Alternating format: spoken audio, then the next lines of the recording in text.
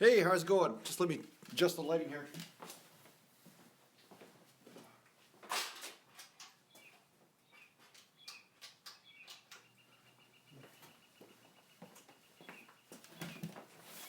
Looking pretty blue. Hey, yeah. Sup, brah? Hey, Gandalf the Grey. I like that name, man. That's great. Gandalf the Grey. Yeah, Big Dirty. Everything's okay with the new place. We are basically just in the middle of.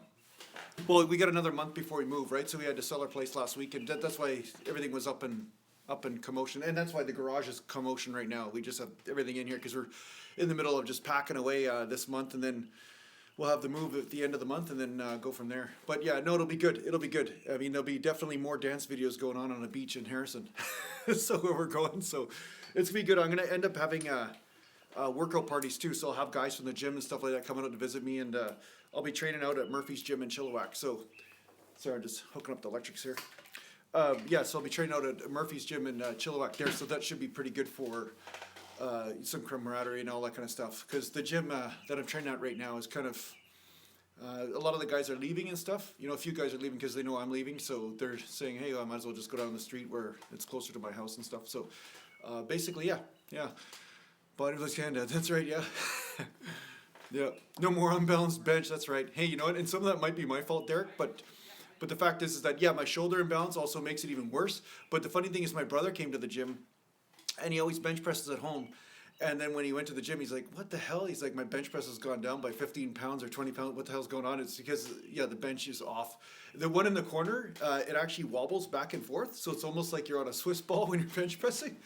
And then the other bench sometimes just, depending on where it is on the floor, will depend on how much it's off. But yeah, a lot of gyms deal with that though. Sometimes the floors aren't exactly designed for perfect level, you know. A lot of times in these warehouse type situations, sometimes they have a little bit of a slant as well, just because, you know, for floods and all that kind of stuff, just in case something like that happens. So how's everybody anyway? How are you guys doing? Let me know, put some comments down. What are you guys doing? How are you? What's going on in your life? Besides watching my shitty dance videos. Cool, G-Monkey. Yeah, good. All good, eh? Yeah, great. I'll just wait for another comment or two to come up here. So Gandalf the Grey, are you, oh, thanks, man. Yeah, I love my dance. Yeah, that was fun. Yeah, it's actually fun. It's fun doing the dance videos and stuff because I love making the music, and it kind of inspires me. Oh, good, Derek. Yeah, you're doing the C program tomorrow. Nice. And you just came here from a leg worker. Good. Yeah, thanks, Flash Arrow. Yeah. No, I'm gonna be doing more dance videos and stuff. I know I get like some thumbs down, and then I get some thumbs up and everything. Because some guys that are hardcore bodybuilder kind of guys, they're like, oh, what is this cheesy shit, you know? But honestly, I have to do this stuff because I like it. And this is actually what I used to do. I used to get paid to guest pose at bodybuilding shows just because this is the kind of thing I liked to do. And I'm sure there are some people that didn't like it, but yeah, I used to get paid to do guest posing shows, which was kind of unheard of for somebody that is around here, in my local neighborhood, right? It didn't really happen that often. But yeah, that's because I just like moving to music, right? So now that I can make music and I'm making my own albums and stuff, it just seems to be a perfect kind of mix for me to have some fun. Also, I find that when I'm training in the gym, it's not quite as dynamic as me moving and stuff, so it just kind of dawned on me last night that it might be a good way to showcase, you know, what my physique looks like right now, rather than just the standard poses. Because I noticed, I was like watching, I'm like, oh yeah, I can actually see what kind of shape I'm in right now. So maybe these different angles, maybe people like that. I don't know. So, yeah. Kai Green is a great poser, and a lot of people don't know this about Kai Green, but he used to be a natural bodybuilder in the WNBF, the same federation I used to compete in. And that guy was a genetic freak back then. He was about 220 to 225 or something like that on stage at 5'8", and he looked awesome then. So he was winning the Natural Universe every single year he was in it. So he was a really big dude. Hey, Nimble Navigator, how you doing, man? Yeah, good to see you. So yeah, so anyway, I'm going to be doing more dance videos and more stuff like that in the future, but don't worry, I'll be doing still the workout vlogs and stuff, but I'm just trying to find different ways to make this kind of stuff fun. And at the same time, I like to be different than a lot of the standard YouTube channels out there, you know, because bodybuilding and stuff is all about fun for me anyway. So yeah, if I can turn more entertainment into this, because once you guys know all my secret tips and stuff, you know, why else would you kind of come on this show? Why'd you come to the YouTube channel? I mean, unless we're going to have some sort of fun goofing around, whether I get arrested at a grocery store for dancing down the aisles or something, I don't know. So, yeah, Kai Green, the grapefruit. Yeah, well, you know, like I said, you know, the thing is, yeah, I mean, I'm not going to comment anything negative about that, because the thing is that some of these bodybuilders do certain things in front of cameras and stuff, but whatever, that's they're trying to make a living, and who knows what situation he was in that time of his life. I don't know, man. So I'm not going to judge anybody. But anyway, yeah, getting on with stuff. I had somebody ask me actually about, and I don't know if they've had a chance to tune in yet, but they asked me about being lean all the time, and they said that they are on the keto diet, and they're having trouble, you know, looking lean. They just look kind of smaller and stuff, and they said they're losing a lot of body fat. But the thing is that he wanted to know if there's some sort of trick, like should he be dehydrating or doing something like that. Well, you know, whether he should be taking dandelion root or some sort of herbal diuretic or something like that to lose water. And the thing is that one thing I would say about that is the only time natural bodybuilders, or you know, even bodybuilders really, use some sort of natural or unnatural diuretic, like say you're in a natural form, you use a natural diuretic like dandelion, or you just drink a bunch of water. And that's what I used to do. I used to drink a bunch of water just to flush my system, and then the night before I would stop drinking water, and then my body would just start peeing it out. Where a lot of times people think that dehydration is a good way to walk around, and that's the last thing you want to do. You never want to walk around dehydrated, because then your muscles will cramp. You'll have more of a tendency to tear things. Your body won't be able to receive and, you know, take in nutrients. Okay, that's what I'm trying to look for, because water on the inside of muscular cell actually assists with nutrients going in and out and all that kind of stuff. So the last thing you want to be is dehydrated all the time. If you're dehydrated all the time, that's going to be a recipe for disaster. It's not going to be good for recovery. So this is not obviously a solution in order to find out how to be lean all the time, right? I mean, it might work a little bit temporarily for a photo shoot. You know, you might lose an extra pound of water or something like that, or 2 pounds. But the thing is that you definitely do not want to be walking around in a dehydrated sort of state and training and living your life. That's just not a healthy way to do it, right? Not only that, it's bad for the heart if you're extremely dehydrated, or extremely bad for the heart, right? So the thing is that if you're going to look at ways to be leaner, the first thing you have to start with is gain muscle mass, all right? Because when you gain muscle, it gives that appearance of leanness, and also it raises up the metabolism, all that kind of stuff. So this is the most important thing. When you're gaining muscle mass, your metabolism go up, and then you end up actually losing some body fat. You also end up, the muscle presses up against the skin and gives more of that lean sort of look. So I find a lot of people are trying to get lean without gaining muscle first. They're trying to get lean and just lose body fat without gaining that necessary muscle in order to get that lean look. So yeah, so my answer to that is don't dehydrate yourself. And if you're going to do short-term sort of lifestyle choice, I would say make sure you're always hydrated so your body feels the need to not retain water. And then from there, you may hold on to not only a better ability to burn body fat, because water is necessary for this, but your body won't feel the need to retain water, so you look much better, right? So let me look at the comments here. Let me see if you guys are talking amongst each other here. Chatting, gossiping. Jake the goalie. Yeah, Jake the goalie, yeah, Lee Priest did have a great physique. Yeah, for sure. Yeah, no problem, Slepper.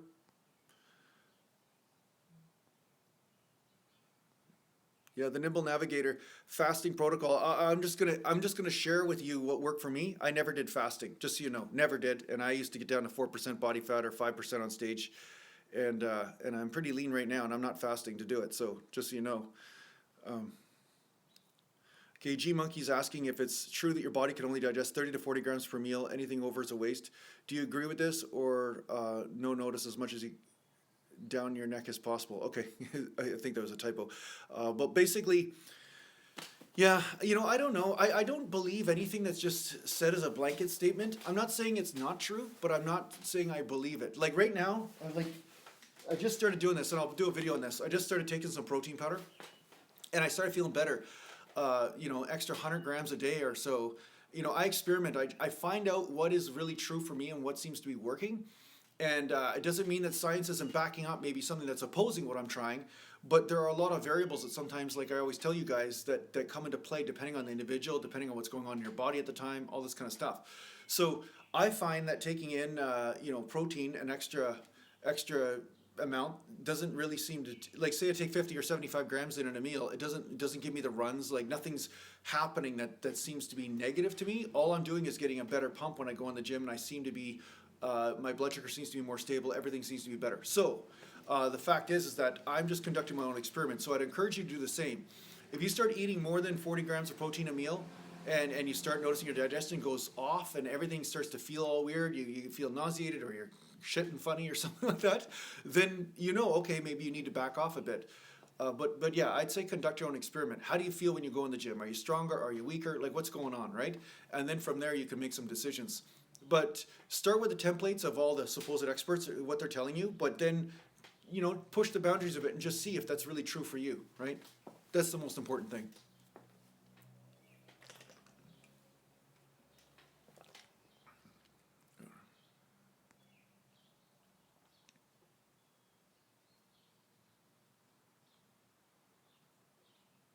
Yeah. Yeah, some of you guys, things might be serious questions, but I'm not going to answer it.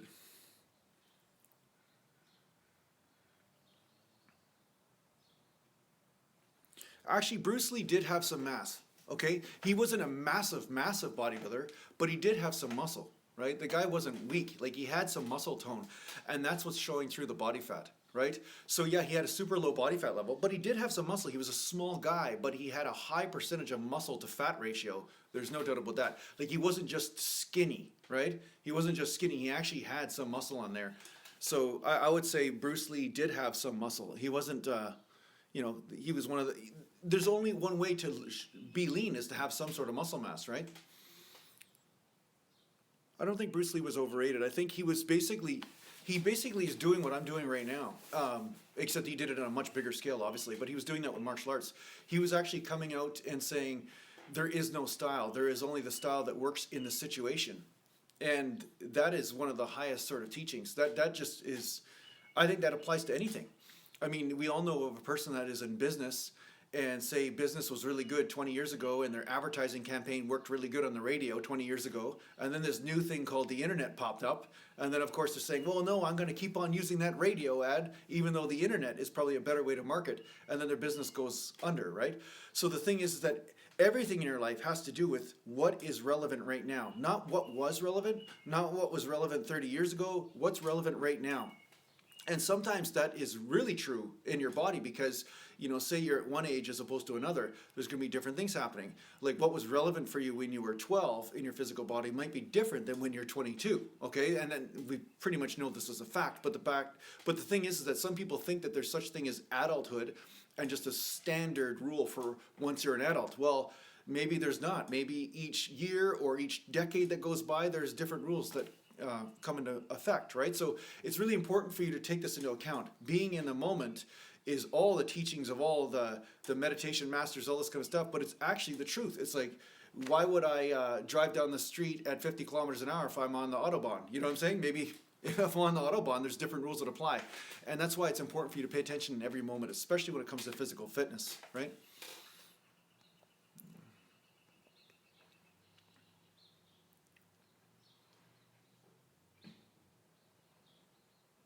Jupe Driet or Dryet? Yeah, I think eating a cheat meal once a week is no problem. I don't think that'll be a problem.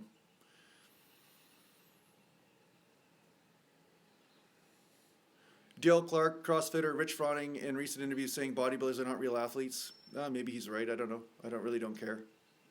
It's like, the thing is that there's always a person that says, what I do is the most significant in the world and what everybody else does is insignificant, right?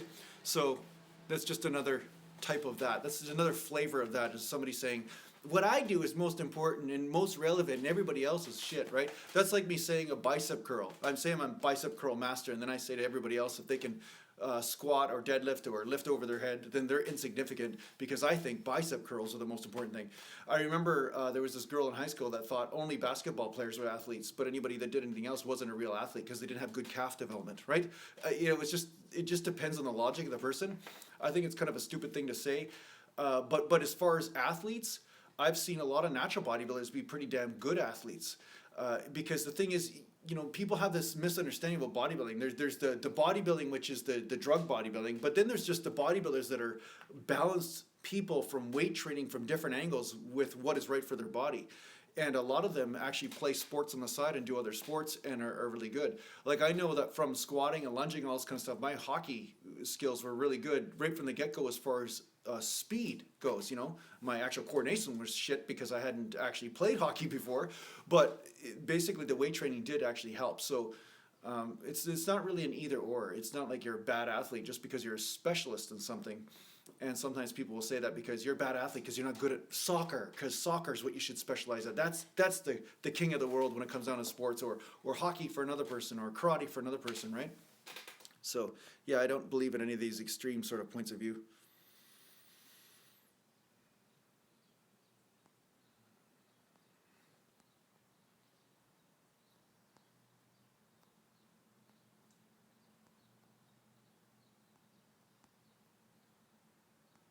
Okay, let me just look up here.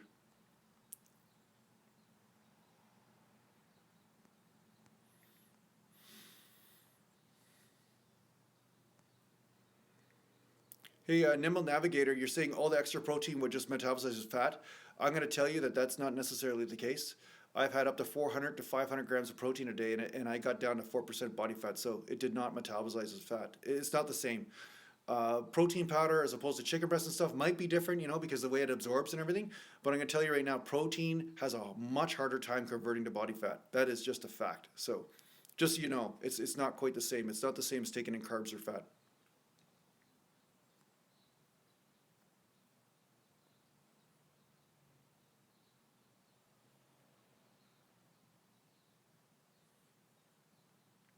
Yeah, Jen Rajaranta.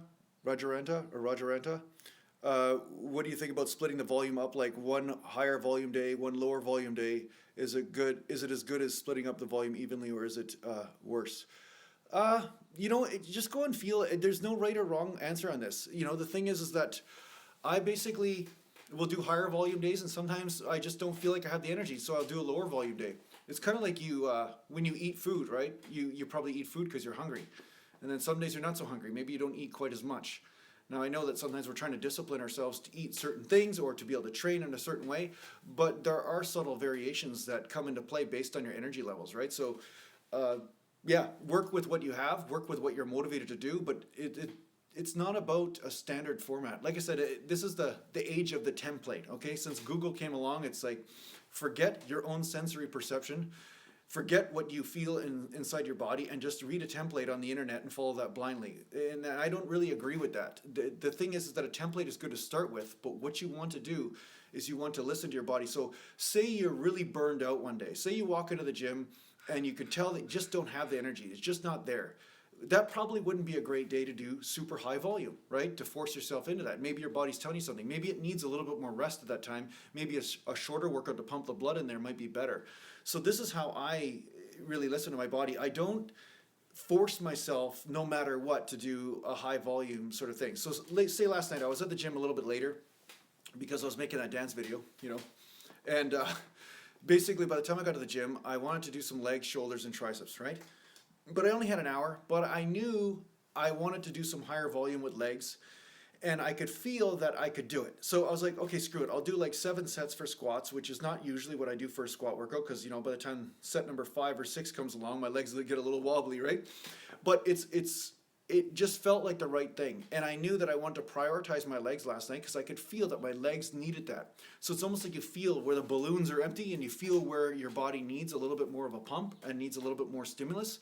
And that's what I follow. So I follow mostly what my body's telling me. So the templates that I make in my personal training programs, which are not personal training programs, they're basically my own personal training. The way I trained, that's what these programs came from. Okay, they're my own personal experience.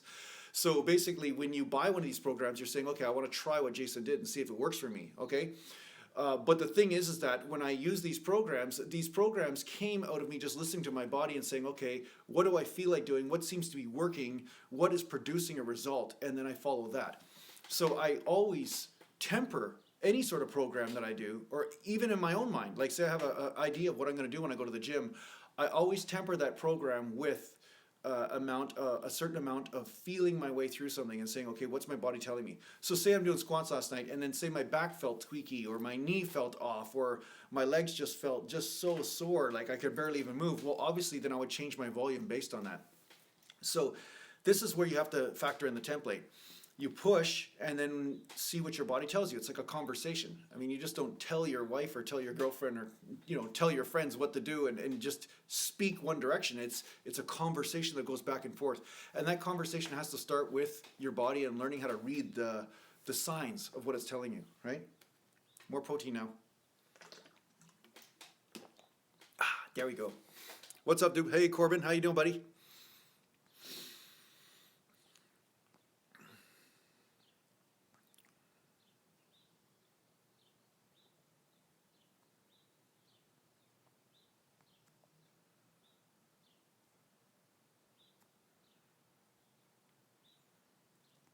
Okay.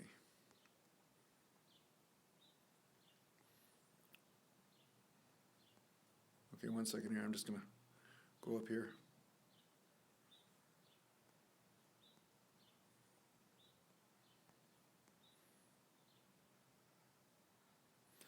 Okay, do you have to directly train biceps and triceps if you're doing compound movements from Flash Arrow there?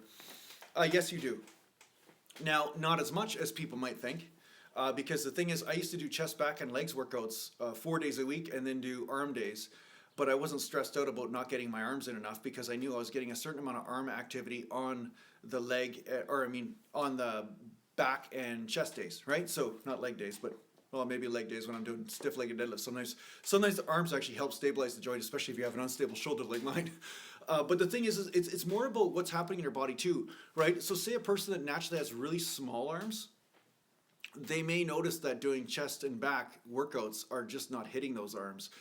Because just genetically the way their insertion points and everything are working, they're just not stimulating those areas the same as say somebody else, where my arms were more my strong point.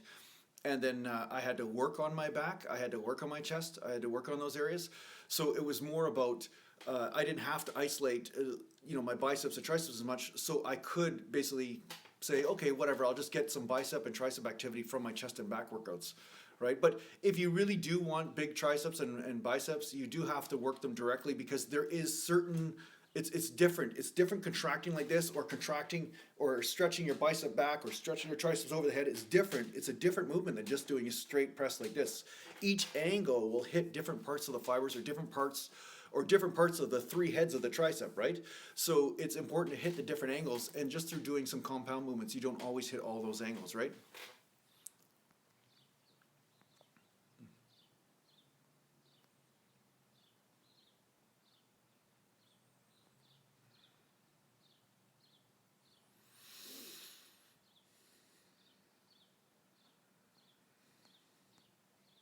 Okay, I'm just going to scroll up here. There's a lot of conversations here.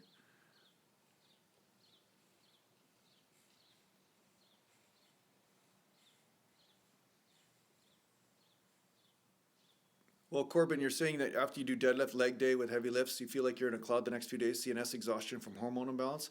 I don't know if it's a hormone imbalance, but supposedly St. John's wort, which is a herb or whatever, is supposed to help with replenishing the nervous system. So it may actually help your brain clear some of that fog, right? So who knows what's going on in your body, right? I mean, there's a lot of us that are walking around, and there's a lot of toxins in the environment and heavy metals and all this kind of stuff you might be drinking in the water, we're eating mercury in the fish, all this kind of stuff. So all these things can also short circuit your system a little bit. So then when you push it, who knows what the repercussion is. I'm not an expert in this area, but I'm assuming that there is a possibility that these all play a role in how you are feeling.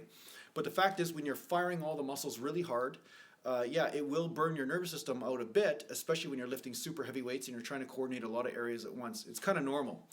But if this is happening all the time, then maybe back off on the weight, or back off on doing quite as much volume, and see if that actually helps you recover better without feeling like absolute garbage, right?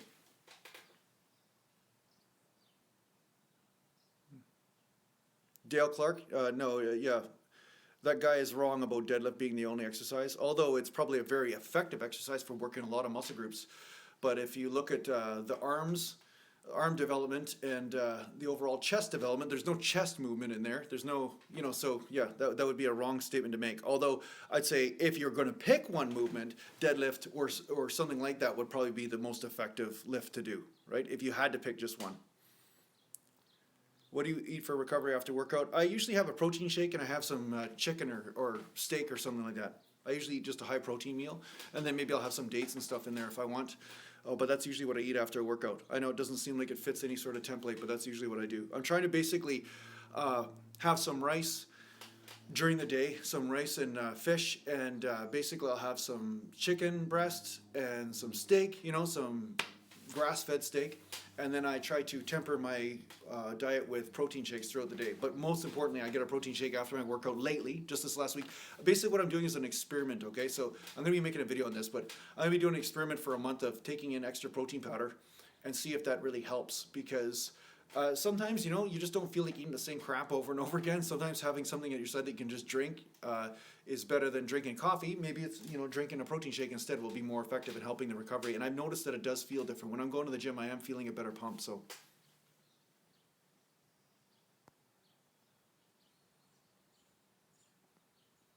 Yeah, Dale Clark. I don't really want to give opinions on anybody else, just so you know, so don't ask me about too many people here. You can ask me about a certain subject, but I don't want to get into, he said, she said crap on the internet. There's too much negativity, there's too much negativity and people argue and shit. But I know who you're talking about. Sometimes there are some people on the internet, all they do is slander everybody. Again, that's not like them. They say, oh, that person's just not a real athlete because they can't complete a marathon. But that's like saying to a top level fighter that's 350-pound guy, just because he can't complete a marathon doesn't mean he's not an athlete. I mean, he'll crush you in about 5 minutes. He doesn't need an hour of activity to crush you. So it just depends on which perspective you're looking at from an athlete point of view, right? Like some people that are power oriented, it may not be endurance oriented. It's impossible to have a car that's a 4-wheel drive as well as a drag car on a drag strip. Okay, you can't have an Indy car that's like actually a 4x4. It's pretty tough. Okay, so what I'm trying to say is that the body does become a specialist depending on what kind of stimulus you're giving it. But does it mean that you're less than somebody that has specialized their body into something else? No, it just means that you've chosen to adapt the body to a certain lifestyle choice or a certain type of stimulus.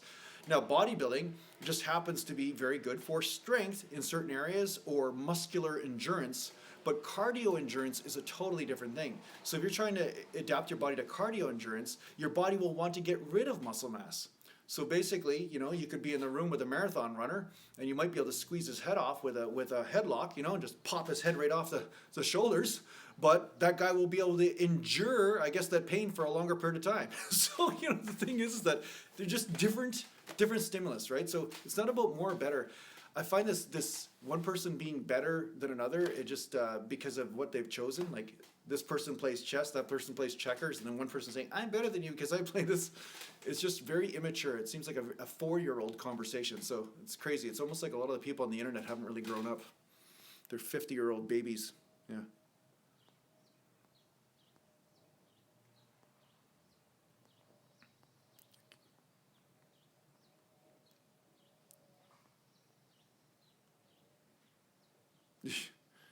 Okay, 1 second here.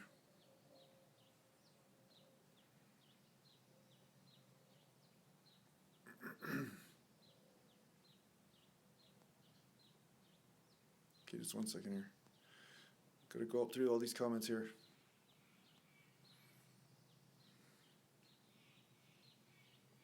G Monkey saying best exercise for lower packs. Don't say decline bench press. Okay, then I won't say anything. You're gonna tell me how I'm gonna answer the comments now? Dips, you can do dips too. You can do decline flies, whatever, or bench press with your chest stuck right out, make sure, it just depends on the person, right? But yeah, I mean the standard things for lower packs.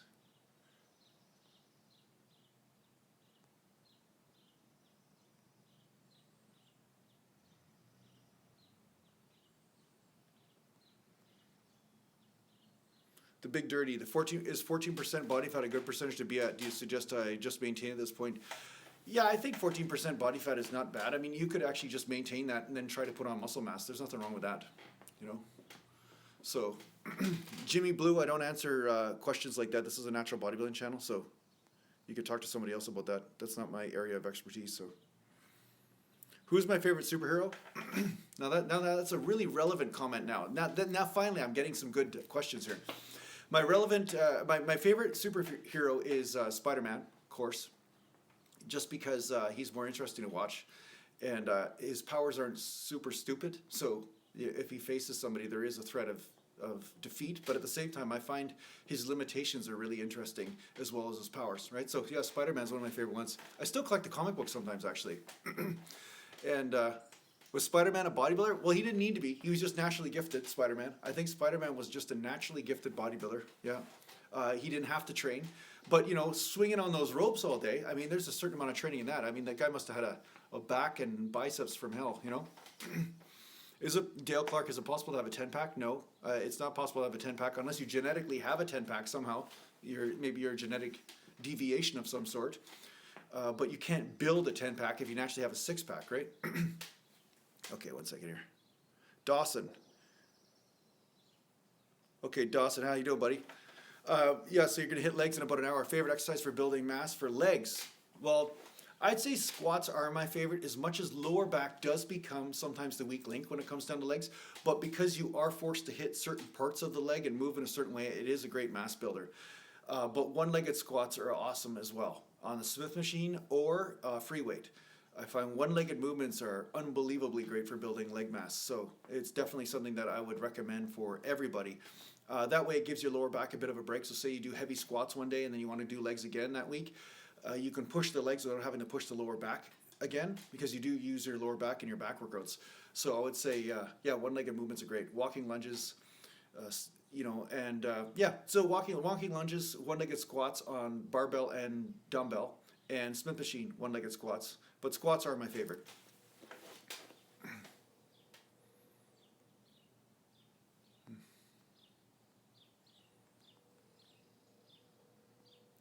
Yeah, Anton Phippen or Pahippen, or yeah, lunges are great too for strength. Yes, they are. Yeah, because they really help those. They help the imbalances, right? So if you basically are working on an imbalance, say your left leg is stronger than your right or whatever. I don't know if you guys have noticed this with yourselves at all, but my left leg was always different than my right. I think I had a slight scoliosis from when I was doing a lot of karate. I noticed that my one leg was better at kicking than the other, and it seemed like I naturally was more flexible on one side than the other. So I think I might have a slight curve to the back. I don't know. I've never got it checked, and I don't care. But the bottom line is that these imbalances, when you do one leg or another, you actually become aware of them, and you become basically very aware of how to fire the muscles in order to stabilize the area properly. And I would say best one-legged squat is not the pistol squat there, Christian. I would not say that that's the best one, because it's right heavily knee over the toe, and I would find that just kills my knees. It actually would not hit my hamstrings well. It would not hit my adductors well. It would actually just be too hard on the medialis. French Bastard, you're talking about colostrum there. Colostrum is actually not an unnatural supplement, just so you know, okay? It's in mother's milk, so every baby is on steroids then, according to you. You know, so what I'm saying, there's a certain fallacy going on with this whole colostrum thing. Colostrum is actually a totally natural supplement. It's basically found in mother's milk. It is not an unnatural supplement. So it is something that is classified as natural, that is in your direct food. It is your food, okay? So just so you know.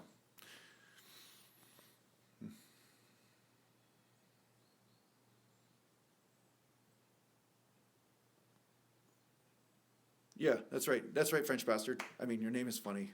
Hilarious. The light is too shiny. You can't see. I know. It's my angel light. My angel light XL. Yeah, that's right.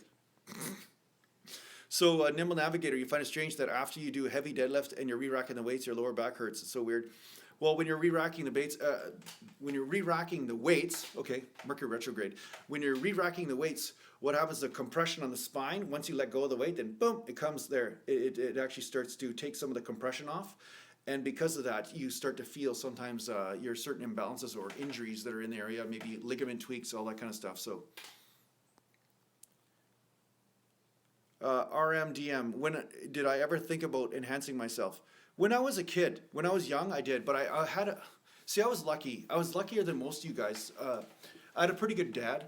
and he was a power lifter, and he had told me a lot of stories about the guys that went the unnatural route and what would happen to them. You know, everything from colitis to liver damage to torn muscles and bones breaking in half when they're training and stuff. So that basically scared the shit out of me. I was like, you know, this is not worth it. I want to be able to train till I'm 70. Like the most important thing in my life when I was 20 years old was weight training. There was nothing else that was more important than that. And what I wanted was to be able to continue to do that the rest of my life, and that's why I decided to stay natural, right?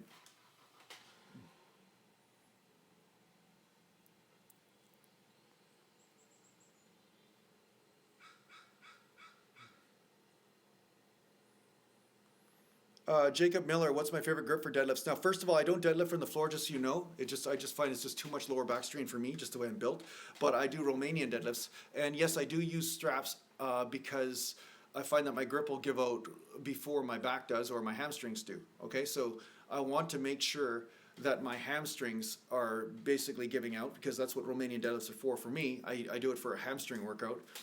And yeah, if my grip is given out too early, then I don't, you know, I'm not getting the same workout that I want. I'm getting more of a forearm workout. Now, do I use wraps every time? No. If I stay with 225 to 275, sometimes I'll just use my own grip. And then from there, when I want to go heavier, I definitely start using straps.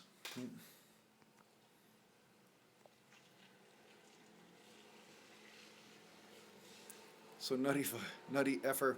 Okay, yo, Billy Elliott. That's funny. So my question was, how long do you spend on your workouts in the gym? Well, last night I was only in the gym for about an hour, but usually I'm about an hour and a half. I find the sweet spot for me right now at this point is an hour and a half. I know that the 45 minute sort of rule and everything. I used to stick to that rule. I used to be only in the gym for 45 minutes or an hour, but at that point I was lifting heavier. So I find if I'm lifting super heavy, my workouts can be shorter because I'm lifting super heavy weights, and it's a little bit more intense in the overall body, causes a little bit more damage in certain areas, especially when you're doing heavy deadlift or heavy squat type workouts, right? I find I don't need to kill myself for a longer period of time in that case. So the thing is that you have to basically make adjustments depending on what type of exercise you're doing. And okay, 1 second, I just gotta get rid of somebody here. Okay, good. So basically, it depends on what kind of adjustments you're making in your training. So if you're doing super heavy and you're doing the main compound movements, sometimes doing a longer workout is not necessary. You're already hitting like absolute immune system / nervous system disaster by the time 40 minutes is up. So at that point, it's good to vacate the gym. But when you're using smaller body parts or you're using higher rep ranges and stuff, sometimes you can actually get away with a longer workout. So I find an hour and a half with the type of rep ranges I'm usually using seems to be working right now. DeBarber, what should you do if you experience any tendonitis in the wrist or elbow? Would be going to a massage therapist and or a doctor. And first, a doctor's not going to really be able to do too much besides prescribe anti-inflammatories, which is going to do nothing really, but except probably screw up your digestive system or something. But I'd go to a massage therapist first and see if the muscles are all functioning right and restore blood flow to the area, and that will help with the tendonitis. You know. What do I think about the 80s and 70s bodybuilders? I actually like them. I actually like the physiques much better back then than I do now. A lot of the physiques are kind of a little bit stupid now. Schwanzas Longus. No, I'm not on coke. I'm talking fast because I'm trying to answer a lot of your guys' questions. I don't know if you understand how this works, but this is a Q&A and there's a lot of questions flying up and down. On the right column. So if you're on the internet right now, if you're on your computer, you just look on the right and you can see that a lot of questions are coming up. So I'm trying to answer as many questions as I can. So I'm trying to be nice here. So try not to be insulting, okay? Thanks. Advice on measuring body fat accurately by G-Monkey. You used to basically put people in underwater tanks and float them. You know, you basically would float in there, and that's how they'd accurately measure your body fat. I've never done that. I've never done any sort of accurate measurement except for the mirror. That's it. That's all I've ever done. I never even did the fat calipers, to tell you the truth. I just know that there were guys on stage saying to me how lean they were, and then when I beat them, I knew that I was leaner. And when I looked at pictures, I was leaner. So that's basically it.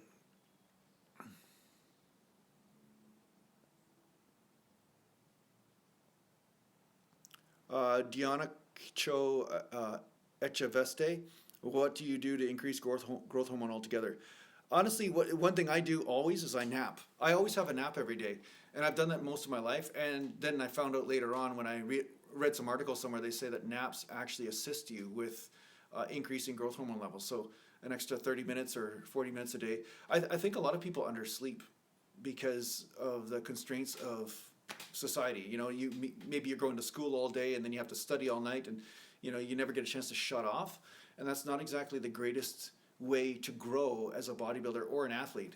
You know, either the hockey players, like any athlete that is at a high level, they have naps. They usually have naps quite regularly because it's neat to shut down, and then basically your body gets that extra recovery time for all the cartilage and the connective tissue and the muscle and all this kind of stuff, and the nervous system gets a chance to reset. I find that sometimes my body isn't tired, but my mind needs to reset so that way I can really focus on the training, right?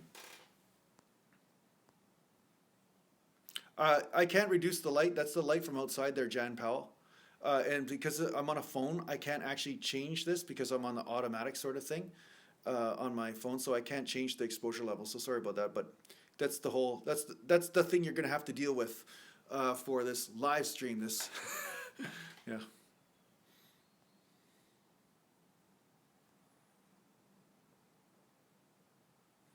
Carlos Lopez is asking what exercises are good for upper back, lower traps gains besides rack pulls above the knee.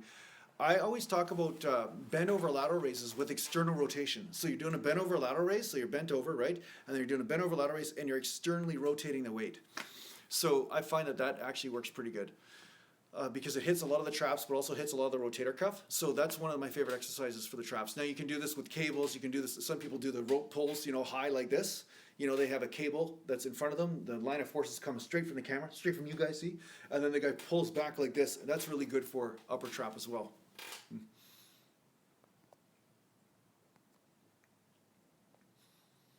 Please, yeah, Jimmy Blue, please some dancing. I don't have the music, man. I don't have the music.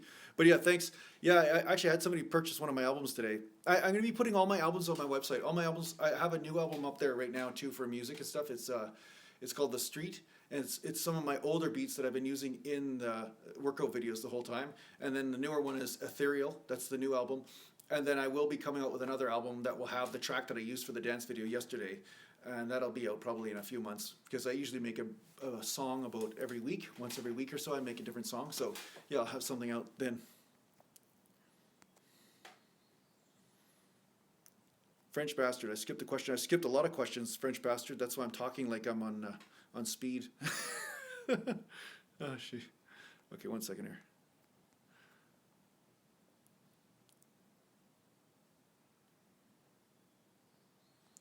Okay, let me just see what question I can answer here.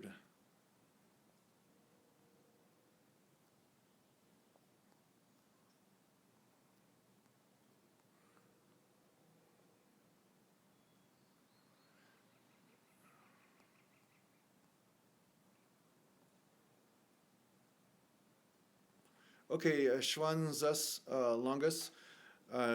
Did I already answer what I'm thinking about creatine or supplements in general?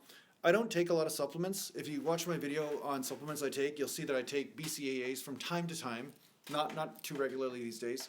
Glutamine once in a while, and basically I'm taking some protein powder now. Okay, so the reason why I don't take a lot of supplements is one of the main reasons is I actually find that I retain water when I have glutamine or creatine. And sometimes that keeps me from knowing exactly where my body fat level is. And right now I'm trying to kind of maintain a certain amount of leanness. And yeah, that's mostly it. It's not because I don't think those supplements are valid. They're actually pretty good. And I notice when I take branched chains that my workout energy goes through the roof. It's much better, right? So because the branched chains bypass the stomach, they just absorb right into the bloodstream. So you notice that you have that protein and it's immediately available and your body can actually push through the workout with a much higher energy level. So I find it's not a caffeine type of energy either. It's a very nourishing type of energy. It's not this fraudulent kind of artificial energy you get from caffeine. It's actually something that seems to be very stable. So, but yeah, I don't use pre-workouts or any of that kind of stuff. Jim Gazinski, when I train, do I count the reps? I actually do count the reps. I'd like to know exactly where my body is at as far as how many reps can I get for that first set that I touch a certain weight, so I kind of understand the intensity level that I'm using in that workout for that particular exercise. And then I also can see where my body's at. So say I'm usually getting 12 or 13 reps with something, and then all of a sudden I'm getting 8 reps. Then I'm thinking, okay, what's going on? Is it my diet right now? Am I not eating enough? Is it my sleep? Is it my training? Like, did I train a body part yesterday that kind of messed up the body part today? So say for instance, say one day I do heavy shoulder presses, then the next day when I go do bench, then my shoulders can't come into the bench as much. Like, I'll have a little bit of a weakness in the shoulders. They won't be quite as strong. So then my bench press will come down. But I will be conscious of that, and I'll watch what happens on my bench. And I'm saying, oh, I lost 3 or 4 reps today, or 2 reps or whatever on my bench.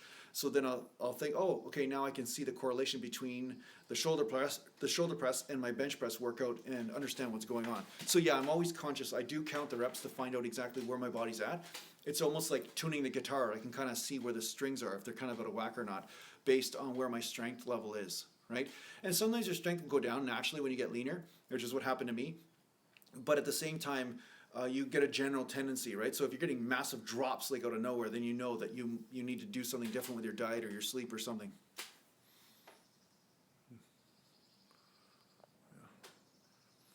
Again, guys, you can ask me questions, but don't ask me questions about people. I don't want to start feuds on the internet, because there's a lot of stupid opinions on the internet, but I don't want to get into fights with them, so I'm not even going to bother.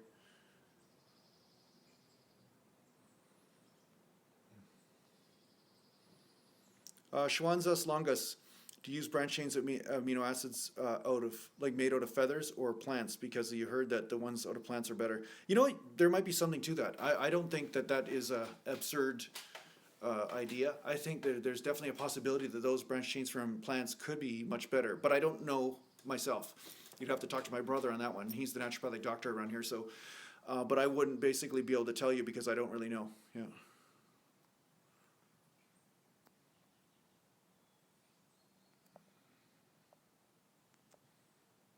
So just removing a comment there.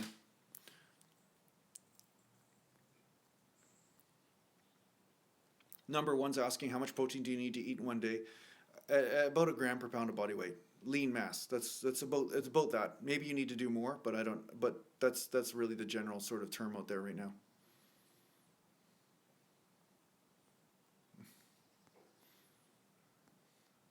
Okay, I'm just gonna scroll up here, see if I can find another one. T Grady 12. You said you lost strength over the last 2 weeks because you haven't been in the gym. What's the best way to get it back fast? Like, what style of training? Usually when I miss 2 weeks of the gym, it doesn't happen a lot, but when it does happen, what I'll do is I will just do a couple whole body workouts, but just really easy, like 50% of the weight that I usually use, or 60% tops, and just get a bit of a burn and just get the body going. And you'll find that within a day or two, the coordination and everything will start coming back. You do a couple workouts like that, and then bang, it seems like you're right back on track again. So usually that's what I do. I ease the body in through getting the coordination restored, because that's the big thing that you lose. And I was just talking to a guy last night in the gym about it.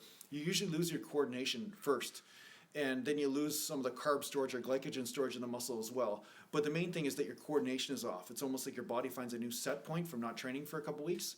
So yeah, usually I do a couple whole body workouts, or I do, that's usually what I do. It's usually just a couple whole body workouts with lighter weight, and then I get into the bigger days after that, back to the normal program, right?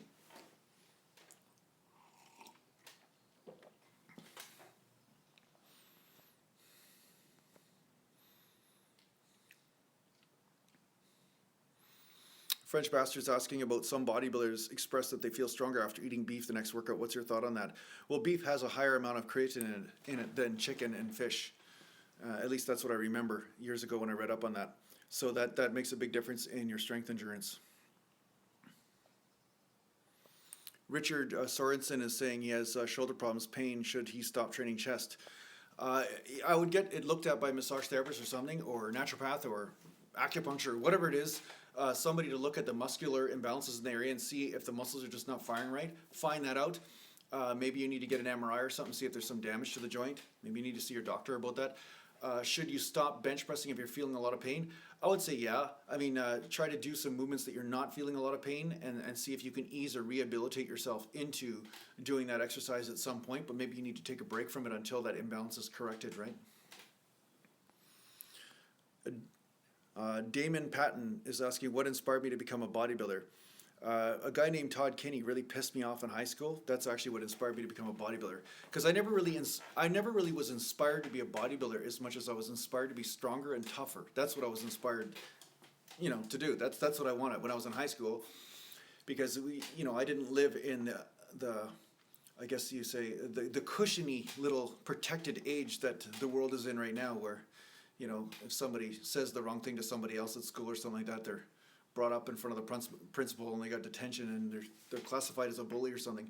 Bullying was a way of life when I went to high school. It was almost like that's just what you did, right? You were either on the receiving end or you were on the bullying end. So yeah, a guy really bullied me. One day I got stuff thrown at me when I was just walking home, and this guy that was much bigger than me just told this little kid, he said, "Hey, here's a rotten orange," and they picked up a rotten orange off the ground, and he got the kid to throw it at me, and just bounced off my shirt and just everywhere. And then when I went to go give the kid shit or whatever, then the guy jumps in front of me and says, "Oh, bully somebody your own size," that kind of thing. Meanwhile, he's the one that orchestrated the whole thing just so he had an excuse to try to beat me up.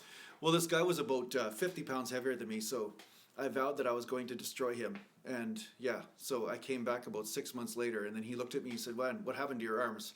I'm not messing with you." And then that was it. That was the end of that. But there were a few other guys that I had to kind of deal with, and yeah, that inspired me. It was the path of Darth Vader at first, and then it became the path of Luke Skywalker. But yeah, I didn't start with this idealistic sort of thing of I just want to look prettier. It was not like that at all. Yeah, so bodybuilding at first started as weight training to assist with my martial arts and to become stronger. And then at some point, then it turned into a sport in itself, right? So it became more of an art at some point.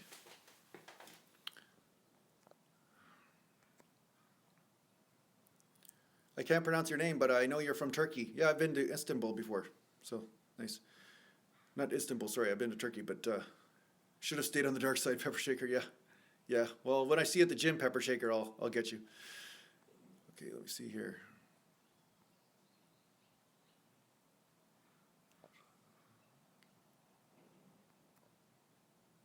So you guys are some guys that are making dumb comments, I'm just blocking them here, so. G Monkey, glucosamine is good for recovery too. Yes, it is. It's good for the joints and stuff.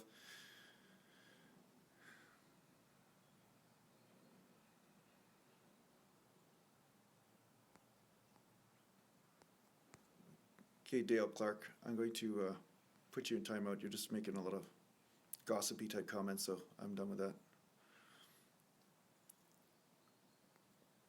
And RMDM, yeah, I'm done with you too. Okay.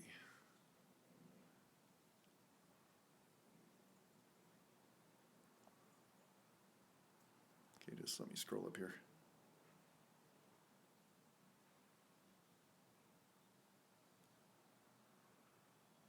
Yeah. No, Schwan's longest. Yeah, there's a certain amount of haters that kind of tune into the live stuff, and they just get on here just to say stupid stuff. So that's why you end up getting the dislikes and stuff. That's just what happens. Yeah. So yeah, any of you guys that want to contribute a super chat, that's great too. And then your comment will go right to the top, and then I'll be sure to answer it. So.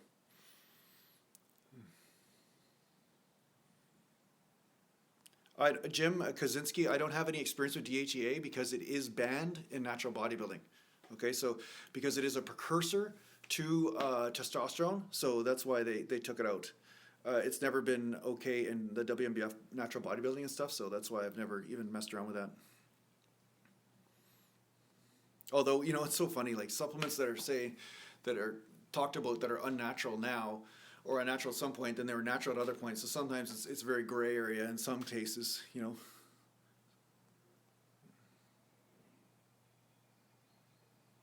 The Big Dirty, any advice on retaining muscle mass and strength while traveling? Make sure you're always eating. That's the only thing I could say. Make sure you're always eating. Your protein, anyway, not eating crap, because it's pretty easy on vacation to eat a lot of crap. But just make sure you're eating lots of protein. You have some sort of readily available protein to you at all times, And then from there, you could do little workouts. Instead of letting yourself get stagnant, you could do little workouts, like little workouts in your hotel, whether you have access to a gym or not, or whether you have to do shoulder presses through doing handstand shoulder presses. Stuff like that. But keeping the blood moving, keeping yourself active, and making sure that you're still feeding yourself. Because the biggest thing with traveling is that you go for long periods of time without eating, or when you do eat, it's just absolute garbage. Stay away from getting drunk. That's a good idea because getting drunk doesn't necessarily help the strength either. So that's the best. But honestly, when you start traveling, you're going to have it's going to be tough. You're going to lose a little bit of strength, and then you'll just have to come back and get a couple workouts in, and then it'll come right back anyway. It comes back really quick, so I wouldn't worry too much about it. But yeah, yeah, pure leucine might help too. Yeah, just amino acids and all that kind of stuff.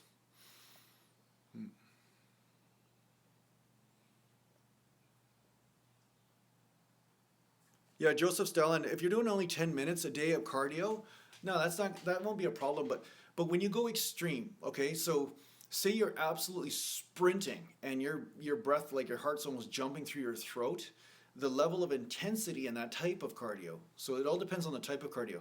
But when you're doing that type of cardio, then your body will definitely adapt to that, and it will change the way your physique looks. And when I was doing karate and stuff, it was like we were doing an hour workout, which is different. It was an hour of cardio, or at least half an hour anyway, in between talking and instructional type stuff. But the fact is that cardio was enough for me to lose about 8 pounds in a month. Okay, so it just depends. But just watch what happens to your body because different people will have different metabolisms. Some people will be more sensitive to intense cardio than others. But if you're going to be doing cardio and you want to do cardio to lose some body fat, then what you want to do is do it at lower intensity levels. So you're pumping blood, you're getting a little bit of the breath going, but it's not so intense that your body's saying, oh God, I got to shed the muscle in order to get better at this, right?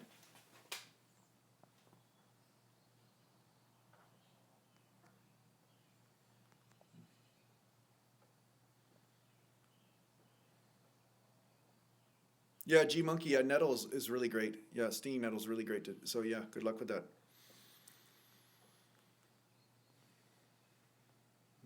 Nick Nesto, I have workout programs on my website. So if you want to get one of those, then you'll see right in there exactly how many reps and sets and everything I recommend depending on what type of workout I'm recommending. So it's probably a better way of looking at it there. It depends on the person, right? If you're working a muscle group every 5 days, I'd say at least 9 to 15 sets for a muscle group. That's what I'm saying. If you're only working a muscle group once every 5 days, that's a general. Okay, it's different for everybody, but that's a general amount of advice I'd give somebody if they only worked a muscle group every 5 days. Yeah, Richard Sorensen, I've deleted some of the stupid comments, so yeah. Okay, let me just scroll up here, see what else I can.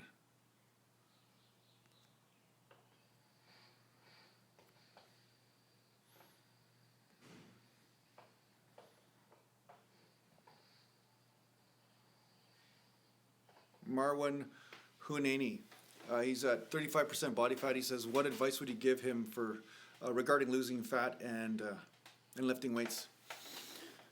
Well, the first place to start is a lot of my videos. I have actual instructions how to lose fat. I actually have the title right there, so look that up. Okay, watch those videos, and it'll give you some general guidelines that might help you put this whole thing into place.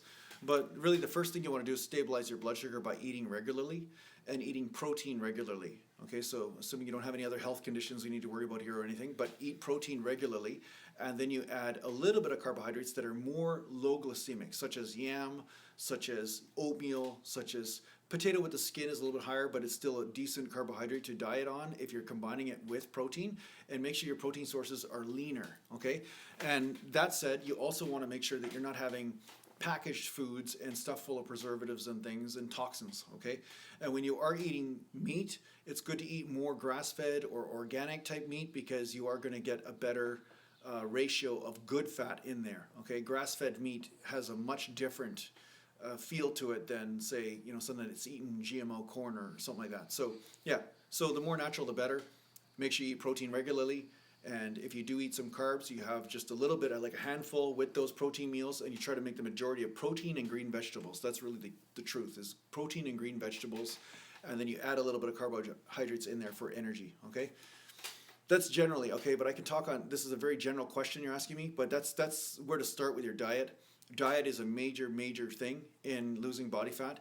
And then from there, you want to be active every day, almost every day. Maybe one day a week you're not active, but almost every day you're active. You're either going for a walk and walking a hill, or you're doing some lifting of weights, but you want to get active and you want to get started. Getting started is the most important thing. If you're not getting started, just because you don't know how to do it perfectly, then you're just not going to make any progress, because this is a learning curve. You have to learn as you go, right? Hey, easy as a guy. How you doing, buddy? Yeah.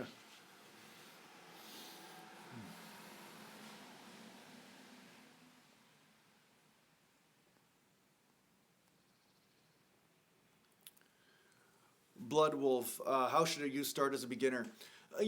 Working out 3 days a week is a good way to start as a beginner. Just start with something that you can start with. Start with something you can stick to. And when I first started training, what I did was I just did some arm curls 3 days a week. And that's it, because I knew I could stick to it, right? And as a kid, I wasn't very disciplined, so that was a lot of discipline for me just to stick to that, And I'd watch some TV while I was doing some arm curls. And then from there, I started to grow on it. Then I started to add exercises, one at a time, and then I started to grow in different areas, because of it. But I grew my discipline muscle. The discipline muscle is the most important muscle to start with, and then from there, all the other muscles will come from that. But yeah, just start small. Start with what you can stick to, and then that consistency will really feed you some sort of results, and that will inspire you to expand upon what you're doing. That's a good place to start. So you could start with bodyweight exercises like Anton is saying right there, or you could start with learning a few exercises and starting with that in the gym, right? Getting a personal trainer or getting somebody to show you some of the basics to start with is a good idea if you have no idea where to start.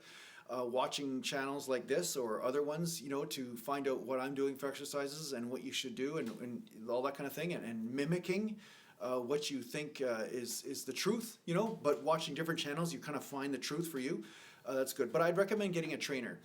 I mean, when I first started training, it would have helped so much if I would have had access to a person like myself, or even some of the people that are actually watching right now. I mean, some of you guys probably have a lot of knowledge. That would have really helped right off the bat, because I wouldn't have made a few mistakes that I made. So I think getting a trainer is underrated, because people have this thing that, all trainers are bad because this person's not natty or this, but there are certain trainers that do know what they're doing, and at least they can give you a template to start with, okay? So I would recommend that. I really would recommend starting with the template. If you don't know where to start with somebody that knows what they're doing, and then actually get them to take you through a workout, because hands-on, really having their hands on you and actually saying, okay, here's how you move, do this, do that, that really helps get you started, and it will fast track your gains. It will really make it much easier for you.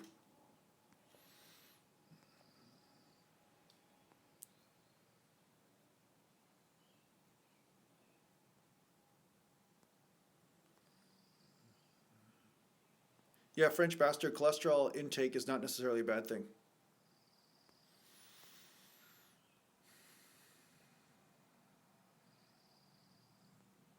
Carlos Lopez, how many years? Again, you're saying how many years consistently training and eating correctly did it take for me to finally look good when I had my shirt on? Look like I lifted or whatever. This is going to be different for each person, so it doesn't really matter what answer I give you, because it'll be different for you. I have different genetics than you. I had some pretty good bodybuilding genetics, but the fact is that it will be different for each person, so it doesn't matter what answer I give you. It will either disappoint you or inspire you, So does it really matter? Because it really didn't take me that long. It only took me a few years, but other people, I've seen it takes them a lot longer, and it doesn't mean that they're doing something wrong. It just means that their genetics might be different, right?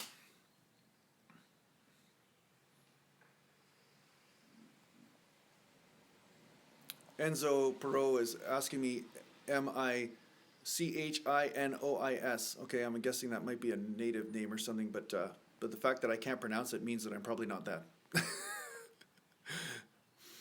Professor Phillip is asking salt, carb, and water intake before bodybuilding contest I had.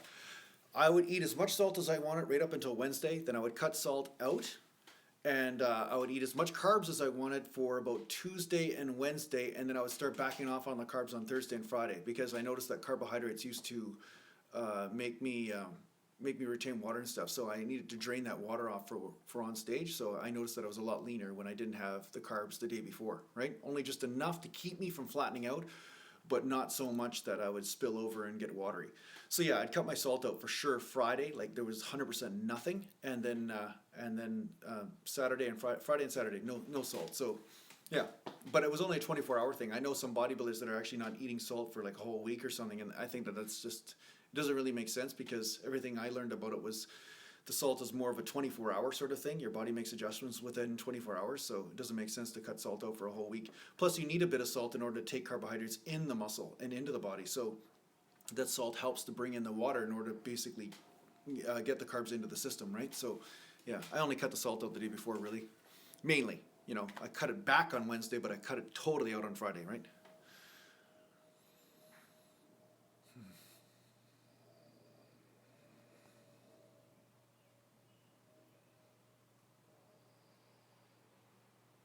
Jack O'Connor, you're asking because I'm wearing an amulet or something that I'm a pagan or something. I'm actually a pagan of some sort. I'll tell you that. I am definitely. I'm not religious, but I'm a meditation teacher, and yeah, there's a lot of stuff you become aware of when you sit silently for a long time, and a lot of strange shit that that mimics fiction. So yeah, I guess you could say whatever it is you're labeling me there. I'm probably more that than a bodybuilder in some way, to tell you the truth.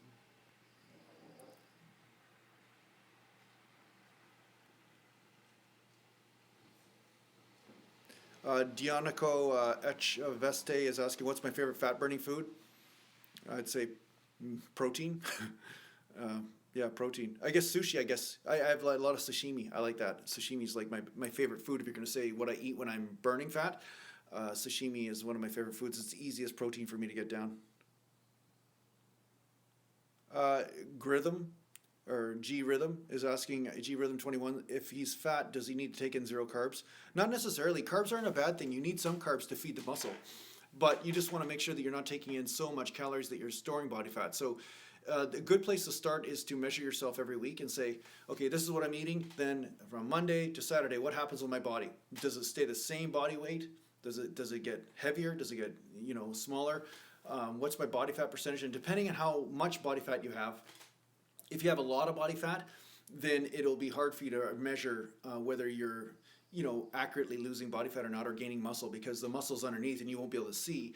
So sometimes you will gain weight when you're gaining muscle, right? So ultimately just start with a weight training program, start measuring yourself from week to week, and then over a period of a month or 2 months, you're going to kind of see a general trend of what's going on with your body, and then you'll know, okay, I'm gaining some body fat here, I need to back off on my calories from my carbs and my fats.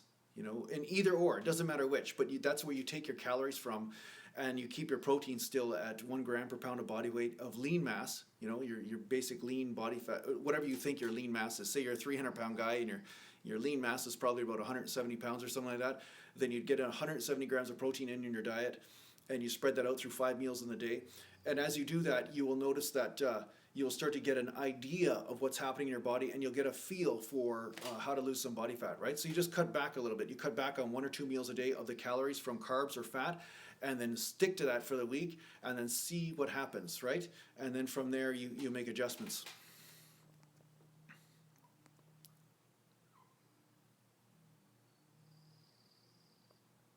Jeremy F., no, I'm not concerned about worms. They're not concerned about me, so I'm not concerned about worms. And the thing is, you don't get worms from sushi. You get worms from sushi if you eat the wrong sushi, if you eat shitty sushi, if you eat stuff that's not fresh. But just like if I eat rotten chicken, I'm going to get salmonella, right? If I eat rotten chicken, that's going to be a problem too. So it's about what you eat and the condition the food is in, right? That's really what it's about. And you have to prepare the food a certain way. Like you can't just eat raw fish right out of the ocean. It's like, well, actually some fish you can, because my grandpa used to eat cod livers right out of the codfish himself, and no problems. And that guy was... it's like he was bulletproof. His health was unbelievable. So the fact is that you can eat certain foods. You just have to make sure they're prepared properly, right? So yeah, I wouldn't recommend going to the all-you-can-eat sort of $5 special in the middle of a horrible side of town.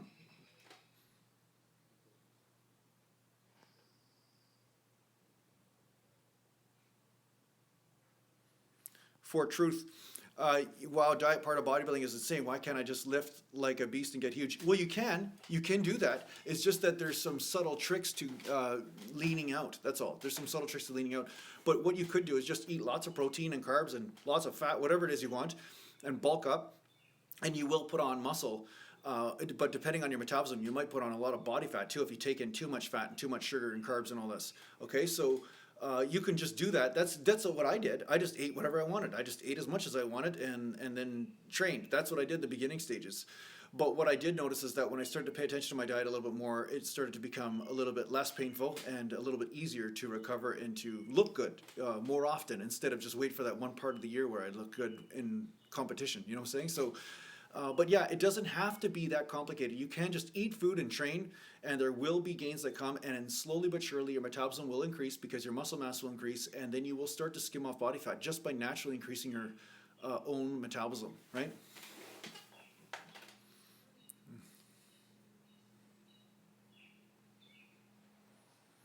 Adam W, when will I compete again? I'm not sure. It depends when I feel like my body is relevant enough to win on stage. At this point, I still need to put on some more size in certain areas. My chest is coming up quite a bit, which is good. I want to get my arms up still, and legs and everything. Everything, really. I want to improve on everything because I want to get on stage and really kind of show what I can do. And it's a bit of a process, right? So I'm enjoying it because I look at this YouTube channel almost like a bodybuilding show. Every day when I get on there and I have my shirt off or something like that, it kind of motivates me to consistently stick to a diet or stick to my training routine because I'm really showing you guys that I know what I'm talking about. So YouTube is really about proving that you know something instead of just talking about it. Although some people seem to be getting away with just talking about it, which is interesting enough. So I don't know how that's working. But anyway, so yeah, when will I compete actually on stage again? The minute that I feel that I can win. And then I will get on stage again, for sure. But I am having the urge to get on there just for entertainment reasons. It'll be kind of fun just to entertain, right? Yeah.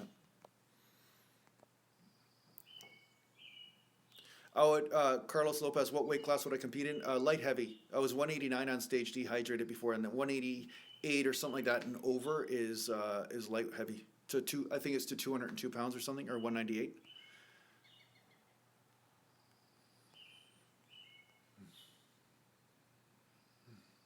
Anton Pippin or Fippin is saying follow the seasons with your diet. Personally, for me, yeah, no, totally, I agree with you actually, because sometimes you might respond better to a lower carbohydrate diet and higher fat, and sometimes it's lower fat and higher carbs, and this could be a resonance with the seasons and what's going on with the seasons. So yeah, sometimes I adjust my diet based on that too, because sometimes your body just needs something different.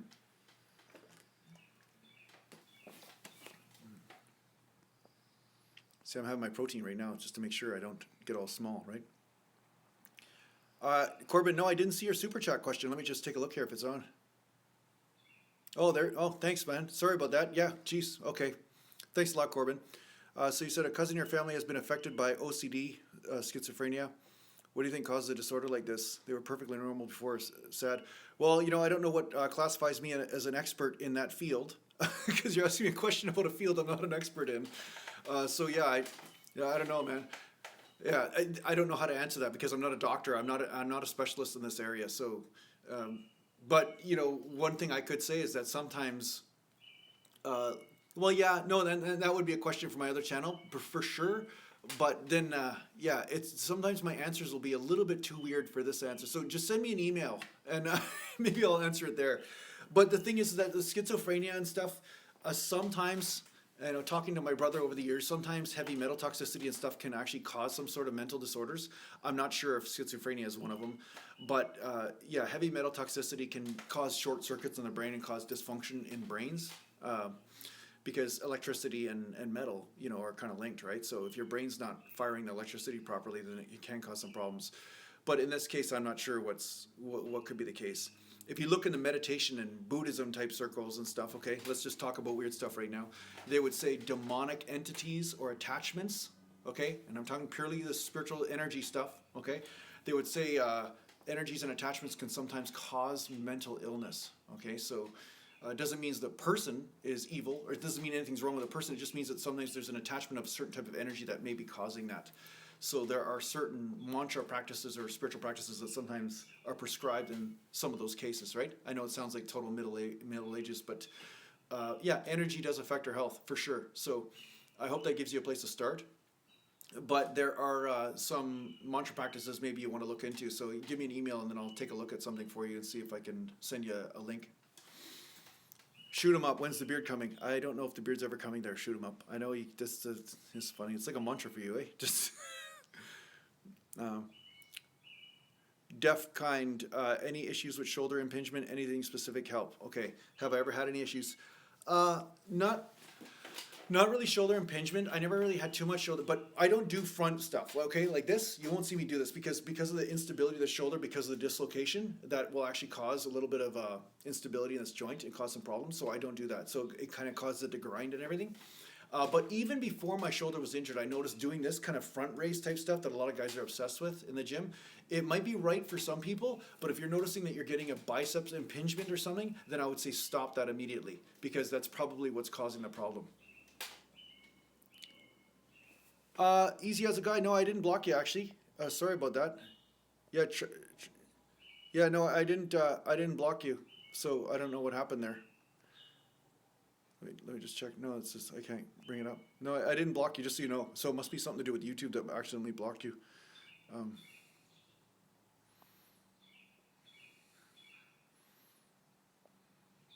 How do you work the front delts? Shoulder presses. Even bench presses work front delts, but shoulder presses. But you get a lot of front delt work from inclines too. So, Nick Nesto, do I bulk and cut? I basically would say that I relax on my diet as far as I don't eat quite as strict, but would I say I bulk? Not because I have an intent on bulking, it's almost more because I just want to eat certain foods that I just don't get a chance to eat when I'm not bulking. But I don't necessarily bulk. I don't really... I don't ever concentrate on actually bulking, trying to get fat for the sake of getting fat. That seems to be basically a contradiction to what I want to do, right? So if I basically put on too much body fat, it's too hard to look good again, and I find it doesn't actually help my training.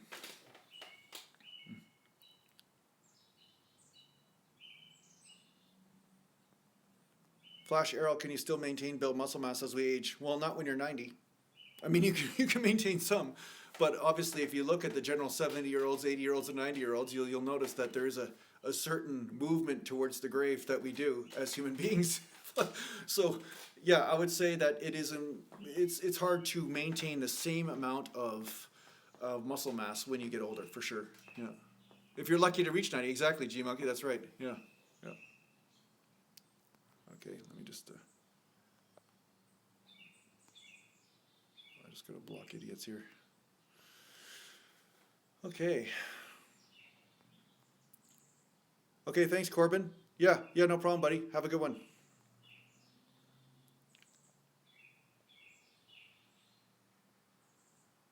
Shoot 'em up. A serious question. Lately, you've been getting knee pain no matter what form you do on squats, leg press, or even lunges. Only thing that works is leg extensions. Any idea what I could be doing wrong? You might not be doing anything wrong, but what you might have is some hamstring trigger points or some hip trigger points in the side of your hip or side of your glute that are causing the hip to sit differently and then putting extra stress on the knee when you squat, so your hamstrings aren't able to activate properly. So get that checked out. If your hamstrings are firing properly, then perhaps your knee will work better. And I think this is why when you're doing movements like leg press and squat that you're getting the knee pain, because that's when the hamstrings are supposed to be active to protect the knee joint. Whereas in leg extensions, you don't really have much hamstring activity. So get that checked. Most likely it's your hamstring or your hip. If you do some massage therapy on there and get that relaxed up and get it moving properly, the hip functioning properly, then most likely that knee pain will go away.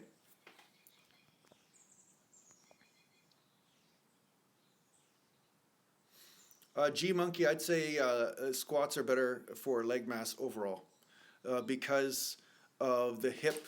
You know, you bring the hip in, like this is, say this is your bum, right? Your bum like this, you know, okay? And you basically get this hip extension as well as the knee bending, right? This is the knee, okay? So the knees bending and straightening. So you get both, so.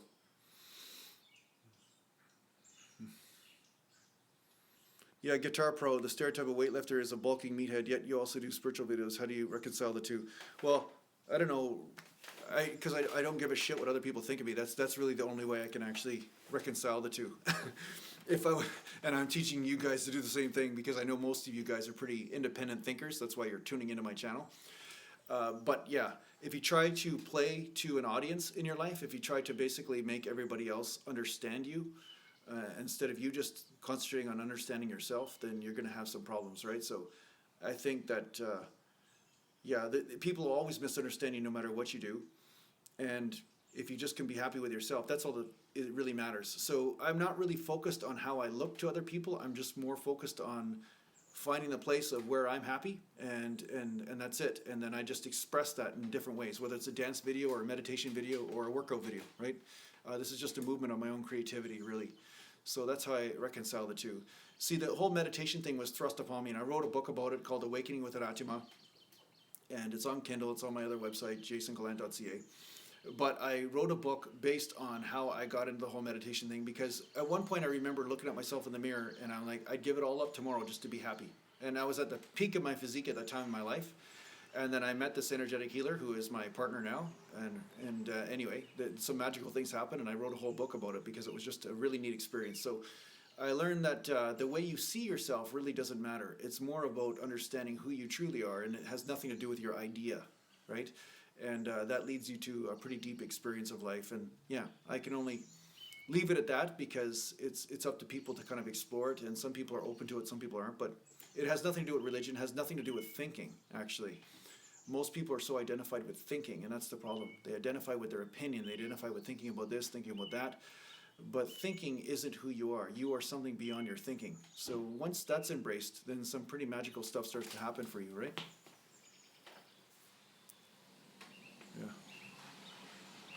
Yeah, Devin Gasparato, get out of your head. That's exactly it. No thinking. That's right. And then you naturally are who you are. Jeremy F. Sexual energy harnessing. I need to know your thoughts. Well, there's something called the Kundalini. Okay, this is spiritual talk here. Okay, I'm talking about the meditation sort of path, yogic thing. There's something called the Kundalini, which when it moves through a certain part of your energetic system, it looks like sexual energy. Okay, but then when it moves through the heart, it will look like a different type of energy. It'll look like love. When it moves through the yana, it will look like space. You know, or through the throat. Sorry, it's space. Through here, it's like the emptiness. So it just depends on where that energy is running. But the energy runs up and down your spine. That's actually what Kundalini is. So it's this supernatural energy. And when it sits dormant, and that's usually where it is with most people, it's dormant, and then tufts of steam come off it, and that's what your life force is made up of. So based on the yogic teachings, that's generally, okay, what's happening. So a form of harnessing sexual energy is that instead of following the urge, you know, and so that's why people are talking about no fapping, all this kind of stuff. Instead of following that urge constantly in a physical sort of way, you be with that sensation and then allow that energy to move up, and then it causes some sort of energetic transmission that we know as spirituality. Okay, I just gotta block somebody here because some people are just stupid. Okay, see you, Nimble Navigator. Have a good one, man. Art Salas, looking to strengthen your mid and lower back. Suggestions. I always would lay on the Swiss ball and lift one leg at a time. You know, one leg, then the other leg, and it will help me with my mind muscle connection with my lower back.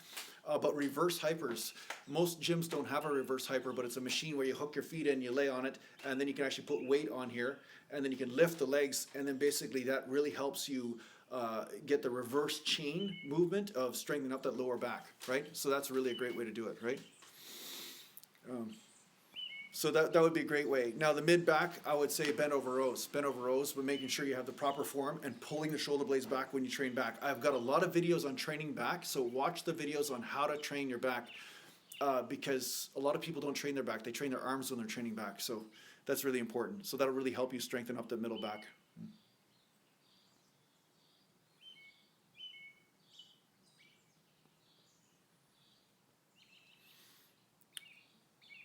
Flash and Automat, which supplements would you recommend for beginners if the goal is gaining mass? I would say protein powder can help you. Just stay consistent with your protein intake. Glutamine is really good for recovery. I would recommend that. Branched chain amino acids is really good for your recovery.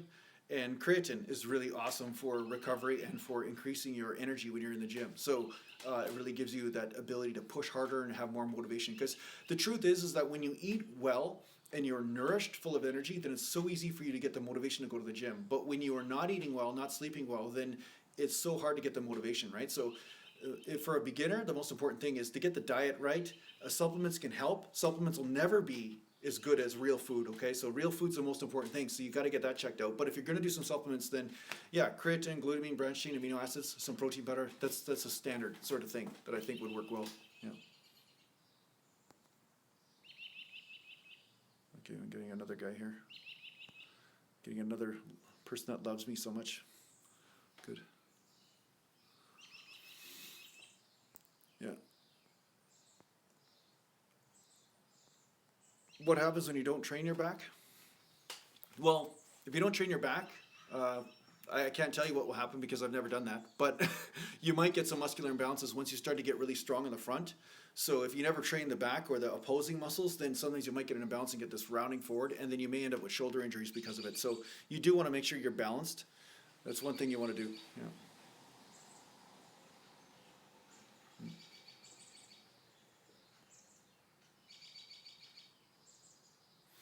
Adam W. The best way to find maintenance calories, to tell you the truth, I've never counted calories, just so you know. So, but yeah, there's a lot of places on the internet you can find little calorie calculators. So feel free to go do that, get a calorie calculator based on your body weight and all that kind of stuff. But what I do is I just find out, am I losing weight or gaining weight every week? And if I'm losing weight, guess what? I'm lower than my calories. I need to eat more food. That's really what I do. I know it seems totally simple, but that's really what I've always done, is I've always just looked at it that way.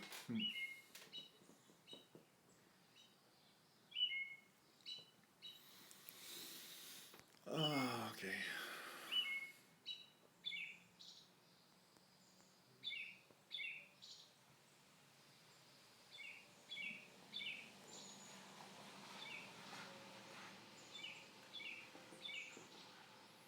Okay, shoot 'em up's asking, is bench press necessary? I feel every rep when I do dumbbell, whereas in bench press is no way near the same. Should I just stick to dumbbells? You could stick to dumbbells, and just know that when you're doing bench press, then you might be working a little bit more front delts. So if you want to do more front delt work, maybe bench press day, as much as, you know, I was thinking about this the other day, bench press is a lot of chest, but there is an amazing amount of delt in bench press, right? And depending on how you're built will depend on which one takes over. Like, there's this one pro bodybuilder, you know, an unnatural kind of big guy, that I was looking at on the internet a while ago. His video just popped up somewhere and I watched it. And the guy had like a massive bench press. Like, he was bench pressing 5 plates for lots of reps. I think it was like 10 reps or something. It was stupid how strong he was. But he had no chest. His delts were massive. They were like cannonballs, but his chest was just not developed. And he knew this, and he was trying to find ways to develop his chest. So the thing is that just because bench press is classified as a chest exercise doesn't mean it's totally a chest exercise. You know what I'm saying? It might be 40% chest for you, and then, you know, 40% delts and 20% triceps, whatever. It just depends on how you're built and how you're doing it. But yeah, you can feel free to just move with that. Just listen to your body. If dumbbells seem to be activating your chest more, just stick to that. Maybe you'll get a better developed chest from it, right? Blood Wolf, should you do wide pull-ups or just normal ones? I'd say both. There's no reason why you have to just stick to one. Just make sure if you're doing narrower, just keep the elbows in. Keep the elbows in, then you'll hit the lats more. You'll see, I'm going to put up a video in the next week or two of me doing chins, and I always just rotate around the shoulder, you know what I'm saying? Like, I rotate around the shoulder so I lean back, so it means it doesn't look like a chin up, it doesn't look like I'm coming up that high, but because I'm using all the movement around the shoulder. That's why I get so much back development.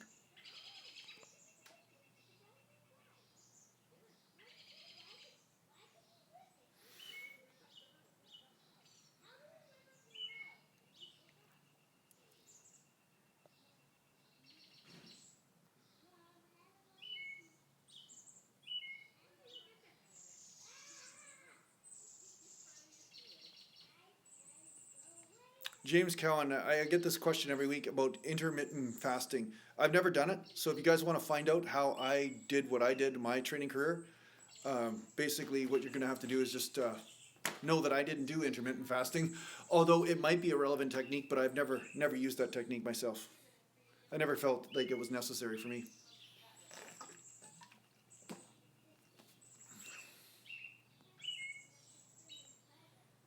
Yeah, Jeremy F. Good. Yeah, if you're going to do chins, never hang with your elbows straight. You'll mess up the joints. 100%. That's exactly the right thing there.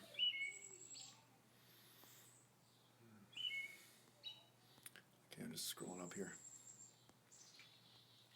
Sorry guys about the troll there. The one guy that keeps on trolling. I actually have been blocking one account at a time, and a few people that just keep on asking the same stupid questions, but yeah, but you know, you get a little bit of that.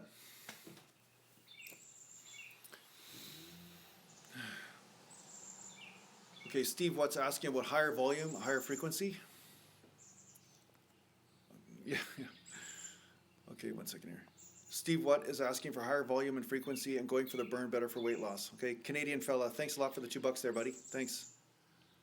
Yeah, that's great. I know the question, how do you work out your dick? Well, you can find that out on your own. I don't know how. If you can't figure it out, then I'm not going to help you. Sorry, man, I'm not the expert there. So Steve, what higher volume and frequency, going for the burn, better for weight loss? Okay, going for the burn, is it better for weight loss? Yeah, I think so. Not because you want to train like that all the time, though. It might be just better short term just because you burn more energy, right? So when you're doing endurance type work, you actually end up burning more calories because you're basically doing more reps and you're basically having to access energy. So you're depleting the energy in the area and then your body has to replenish that energy, right, through the phosphocreatine system. So in order to make that energy, it has to come from somewhere. So there may be more calories being burned. But I would still mix up the rep ranges. I still would do what I recommend on my channel is gain muscle mass. And whatever you have to do to gain muscle mass and then manage your diet, manage your nutrition, that is what will gain you more results from burning body fat, right?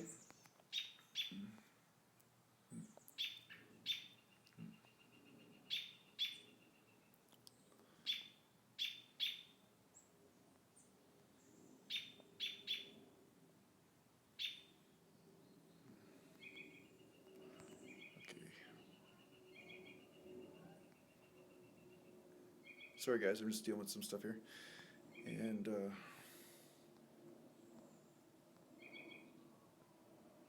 yeah, shoot them up. I've been blocking them all the time. That's what I'm doing on here. I'm actually blocking people, but yeah, there's always like people that just want to have, hey, if you want to pay $2 to insult me, I'm okay with that too.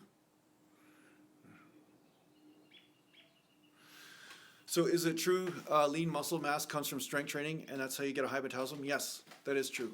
So basically what you want to do is you want to gain muscle and you want to gain some strength to do that. But some people make the mistake of thinking they have to gain strength in 2 or 3 reps. But basically you can gain strength in the 10 rep range or in the 8 rep range or in the 15 rep range. So it doesn't have to always be with super strain, because the thing is, if you lift too heavy, you'll get injured, right? So it's just like, me pulling on this fabric. That's the way of muscles, right? When you're pulling on the muscles, you're actually stretching the muscles and you're tearing them apart. But if you tear them too much, you actually tear them too aggressively and then you don't recover from that. You just get injured, right? So you have to find that right rep range. So through mixing the different rep ranges up, you'll hit different muscle fibers and you will stimulate the overall system. And then from doing that, then you will gain more muscle and you will end up losing more body fat in the long run because your metabolism will increase. Nick Nesto, time between sets. I just did a video on this, so I'm going to make you watch that. It just came up 2 days ago. So just go under videos, uploads, and then watch that video, and that'll be a better way to answer that question. So, Metagoblin, is going to muscle failure in each set, but having 3 to 4 minute breaks a good or a bad idea? I'd say that's a good idea. Nothing wrong with that. But then you might want to change your breaks. You want to change your breaks up to 2 minutes sometimes 3 minutes. You just change it up because you'll hit different muscle fibers, right? Oh, thanks, Canadian fella. Yeah, thanks for being nicer there. Yeah, I'm getting enough trolling. So, but at least he gave $2 to make a rude comment. So that's better than what some of those other assholes are doing. So thanks for that. Yeah, cool. Okay. Yeah. Yeah, easy as a guy, don't worry. But that's why I don't do the live stuff too often. I'm not going to be doing this live stuff too often, just enough to answer some of your guys' questions, because some of you guys are asking some relevant questions. Really what I'm trying to do though, for most of you guys though, is I actually, when you make comments and stuff, if it's something I think I can answer decently, I make a video directly for you guys. So it's not like your questions aren't getting answered, so don't worry. I mean, no matter how much trolling goes on, I'll still be able to help you out. I'm always making sure that I'm taking care of the people that are taking care of me. So thanks a lot to all you guys that are supporting the channel through either a donation, although that doesn't happen too often, but or if you buy a music album, or if you're buying a training program, or if you're making a super chat donation, like all these things really help me produce content for you guys and then continue to keep educating you and then guiding you along your workout path, right? So so don't worry, you're not going to be left out just because some idiot trolls are kind of trying to be funny because they don't have a life, but it's okay. They all just want love. That's right. Everybody's just looking for love. They just don't know how to do it. They're kind of like that. The kid, there was actually kids like this in my school, okay? When I was in elementary school, there was always a fucked up kid that would just be randomly just talking, or yelling at the top of his lungs when the teacher's trying to teach and stuff. There would always be that one kid that the teacher was just almost having a nervous breakdown about. And I never understood those kids, and I'm sure they all had mental illness of some sort, but I don't know which way to diagnose them, because it wasn't like they were handicapped per se, but there was something different about them where they just didn't have the social sort of understanding. So perhaps this is what's happening on YouTube now. Best workout for forearms? Grip the weight. That's what I do. I very rarely actually work my forearms. I never have. I actually have never have worked my forearms. G, do I do live streams on my other channel? Not yet. No, I haven't done that on my other channel yet.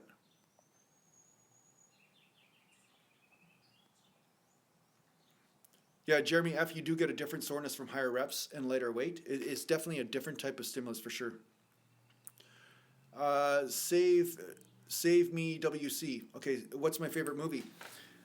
Okay, my favorite movies of all time were the Star Wars movies, like the beginning ones, like the ones from the 80s, not in the 70s, not Phantom Menace and Jar Jar Binks or whatever. Those are my favorite. The Matrix also, and Lord of the Rings. Lord of the Rings, like especially the middle one, the Two Towers. I think it was the Two Towers, wasn't it? Two Towers, the second one. I can't remember the second one. It was like the Two Towers. Maybe it was the Two Towers. Yeah. So, yeah, those are my favorite movies of all time, pretty much.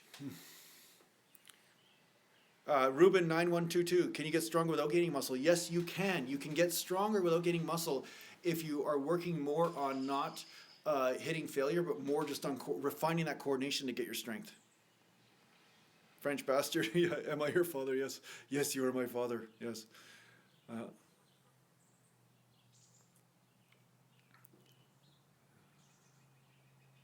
Yeah, that's right, G-Monkey. Yeah, I've been deleting people like crazy. See, I have the power. See, I always had the power. Ha! Ha! See? Always have the power. So that's the good thing about this. You guys are helping me out too, so thanks a lot, guys. Yeah. You know, like I said, I really do appreciate all of you guys with being here with me and stuff, and that's why I'm trying to help you out as much as I can. I can't always answer everybody's question right away, but I will make videos for you guys and help you as much as I can, so, yeah. Yeah, you met a goblin. I was going to say the same thing. Two Towers did have the best battles. It had the best energy because when oh man, I can't even remember names. It's slipped my mind. But you know the main character, the guy that was supposed to be actually the new king, when he basically fell over the cliff and they didn't know what happened to him. Man, I thought it was a very good emotional film. I really liked the second one. I thought the second one was great. So yeah, no, for sure. So those are my favorite movies. I mean, I know.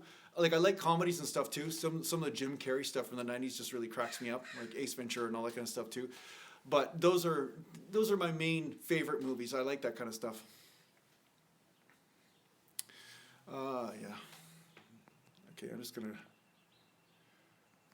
block somebody here. Okay.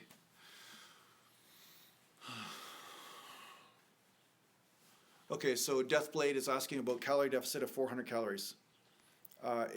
Is 400 calories a good deficit for a 4-month diet? So I'm assuming you're saying 400 calories a day.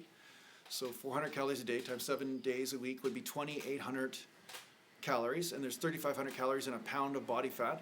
So yeah, I would say that would be a relevant diet, actually really good, because you only want to really concentrate on losing about a pound a week tops anyway. So yeah, that would be perfect. You'd be able to maintain more muscle that way.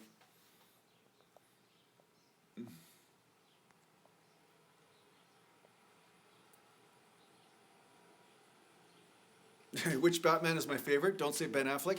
Honestly, I have to say, yeah, I didn't even watch the Ben Affleck one. I couldn't even bother watching that one. Yeah, I liked some of the ones with the new guy in it. Not the Ben Affleck, but the other guy. But the one with Heath Ledger was the best one that I liked. I liked that one the best. The Heath Ledger Batman. That was a good movie too.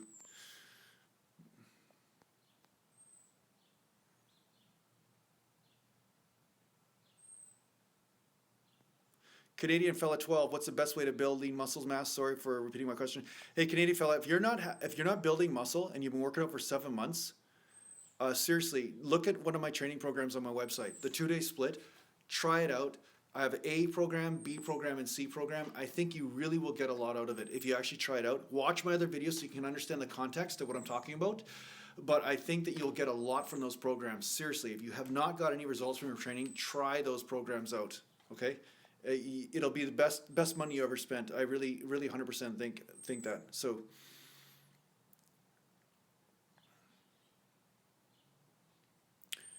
Nick Nesto, can you build good muscle mass without doing compound movements? I think you could build some muscle mass without doing compound movements, but I don't think it's the most efficient way to do it. Yeah, Meta Goblin, I would like to blacklist racist words, but there's no way I can do this on these live chats because I'm on my phone. There's no real blacklisting that. I can just ban guys and stuff like that. So, okay, John, opinion on underhand barbell rows. I feel if you're doing it right, they're great, but people say you can tear a bicep. What do you think? Yes, you can tear a bicep because if you start pulling too much of the bicep, but if you're pulling with the back, then you should be okay. But because it does put a lot of stress on the bicep brachii, there is a possibility because you are moving bigger weights. So it is one of those things you have to really make sure that you know what you're doing when it comes down to rowing. If you're pulling with the bicep, then yeah, you can cause some problems there for sure.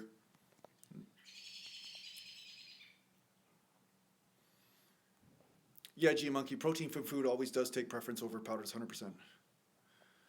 And yes, French Bastard, you're right about that. Compound movements do trigger biggest hormone response, and I think there is something else that goes on that actually causes the body to adapt overall with the compound movements.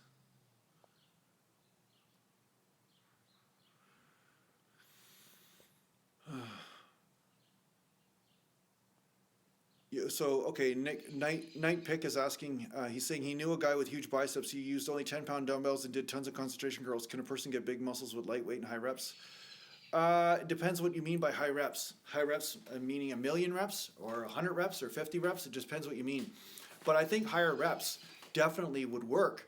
But you need to gain some strength in those high reps too. It can't just be, like, honestly, like if I just grab, like, let's just say my cup of coffee here, and I just lift it like this, for 30 or 40 reps a day, I don't put on any muscle mass. I knew construction workers that would not put on any muscle mass because they're lifting like 20-pound boards all the time, or or they were lifting smaller poundages, but they weren't actually putting on muscle mass. So the weight does matter. You do need to get stronger. You can't just lift like 150 reps or something and put on muscle mass. So sometimes people might be doing some type of rep range when it comes down to their workouts. But if you look at their life, maybe they're lifting heavier weights in their life. Maybe they're doing some heavy construction work or something else, and that's where they're getting their bicep stuff from, right? Night Pick, 1,000 reps a day. 1,000 reps a day is not really volume. It's not really high reps. Let's talk about per set. That's really what I want to know is what rep range per set. Carlos Lopez, can you build big legs without squats, aka leg curls and leg extensions? I say absolutely not. You cannot build huge legs with just leg curls and leg extensions. You will build the leg bicep and you will build a lot of medialis, but you will not build the overall leg as much.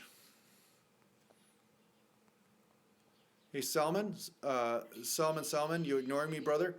I don't know what you said, but I'm getting a lot of comments here. So if you want to make sure that I see your comment and you really are adamant about me answering your question, then donate a super chat and then it will go to the top. But if you don't want to do that, then you're going to have to wait your turn like everybody else.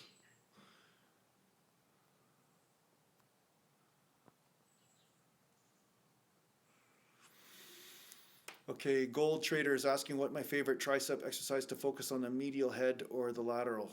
Okay. I like close grip for the outer head, okay? Because I can just put my arms like this and then, just bend the elbows to 90 degrees and then push up. But because of my shoulder instability, because of the dislocation here, sometimes that throws me a little bit off. So one tricep seems to be getting more work than the other. So that's why you don't see me do that a lot. 1 second here. But the other thing is, I like kickbacks here and there, but the only problem is with kickbacks is that you have to rely on your shoulder to keep the arm up. So because of that, I find that sometimes the delt starts to get fatigued before the tricep does. And so that's why I don't do that a lot, but that does work the outer head quite a bit. And sometimes the medial head as well.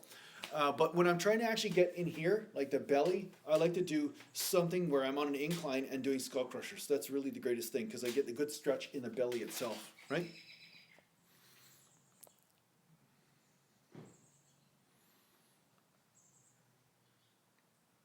Yeah, Gandalf the Grey, best tricep extension is skull crusher. That's right. I like the skull crusher on the incline for sure. I like that one. That's one of my favorite. And if you keep the elbows in a little bit, you'll really notice that all the tension is really on that belly there. So no problem, Gold Trader. Yeah.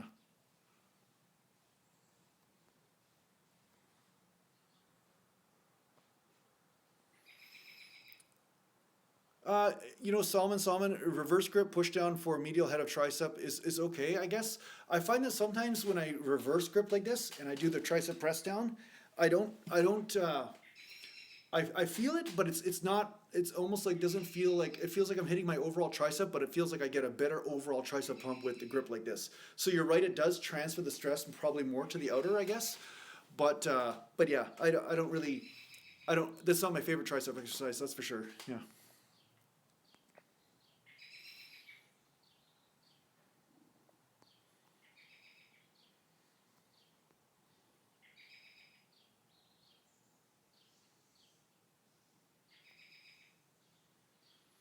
Yeah, ask why. You know what I do usually when I'm dieting? Like, it depends what I'm doing. He's saying, what's good stuff to get pumped before a workout, like food or some rituals? Yesterday he was tired as hell.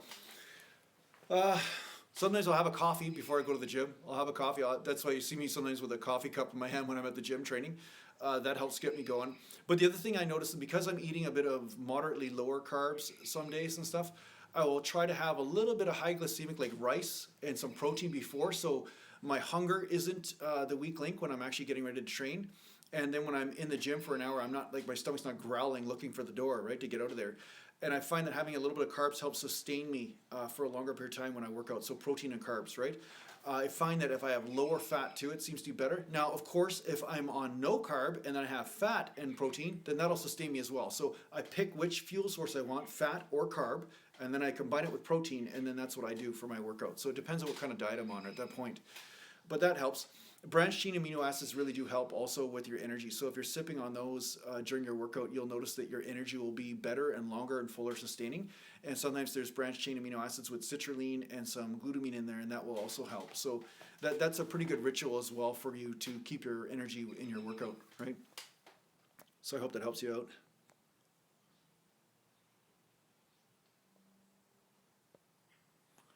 You say 999 thoughts on working out while fasted. It might be a good way to do cardio, I think. Uh, there are some studies that have been debunked, and then some studies that say that you burn 200 to 300% more body fat when you do cardio on a fasted sort of situation. So yeah, I used to do that a long time ago, and I got lean for shows, but I don't know whether it was the fasting or not or whatever. So yeah, thanks, Carlos. Yeah, thanks for the $2 there, Carlos. Thank you. Yeah, as you can see, there's not a lot of that super chat stuff going on, so I really do appreciate it for you guys, because just so you guys know, when I make these videos, I don't get paid for them because there's no advertising until in the future. Say I post a video and put some advertising on there, but because of that, you don't really get any money from this. So I really do appreciate the super chats that a couple of you have donated. So thank you.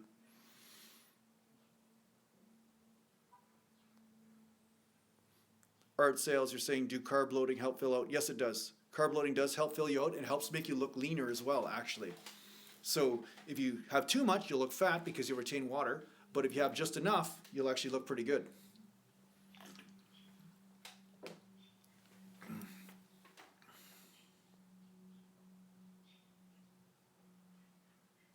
The Big Dirty, do I like video games? Yeah, actually I do.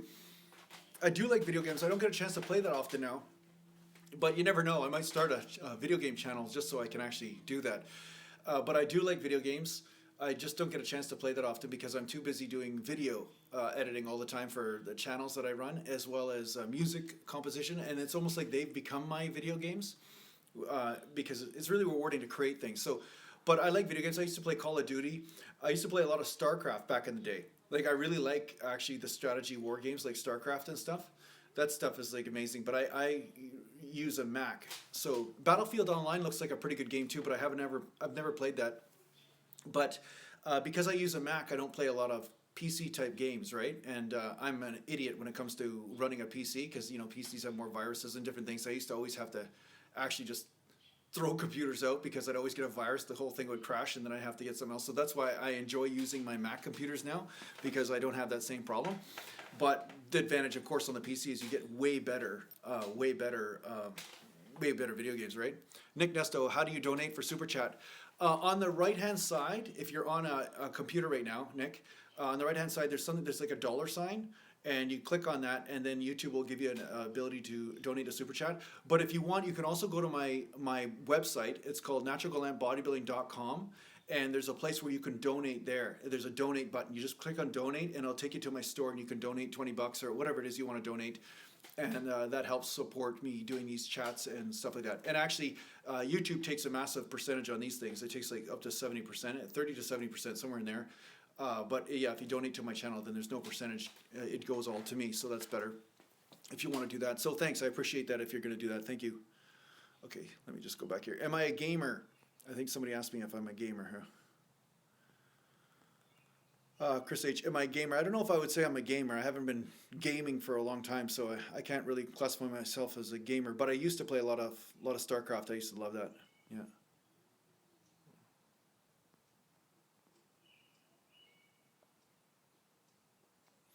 Yeah, ask why. You could still, you know what? I used to get an antivirus for PC, but you know what would happen is that then the antivirus software would cause viruses. So it was like, I never figured it out anyway. Like I said, solution was all solved as soon as I got Macs, and I never had to deal with that problem again. So it was great. But yeah, but definitely I would love to be able to play some StarCraft and stuff again, or some Counter-Strike. I used to love Counter-Strike back in the day. I know it's old school and everything, but I loved Counter-Strike. Counter-Strike was a lot of fun.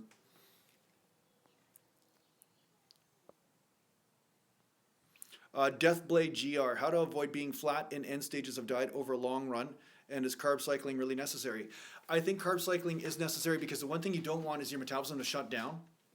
And sometimes when you lower the calories for a long period of time, your metabolism starts to shut down with it.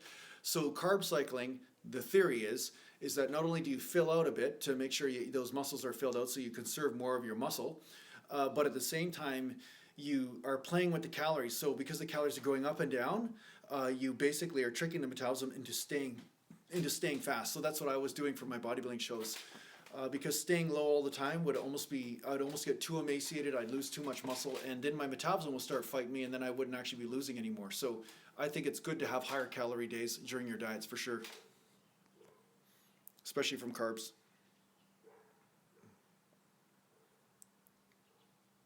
Gandalf the Grey, thoughts on astral projection? I don't do it, so I don't really have any thoughts on it. Yeah, easy as a guy. Yeah, Mac is good for making music. It's really good. I really enjoy that. Yeah. Yeah, French Bastard. YouTube does run. It is pretty funny, actually. They do take quite a percentage on things. Yeah, French Bastard. They take about 30 to 70. I tried to message them actually to find out what kind of donation they take from the super chat. But they take, I believe the standard thing is 30%. But I was looking at one donation that I received from somebody, and the amount of money I got from it was way less than that. So I don't know what they're doing. So anyway, I haven't got an answer from them. I just got a standard answer. Oh, we're right in alignment with the general sales practices or whatever practices of the internet these days. So they didn't give me an actual answer.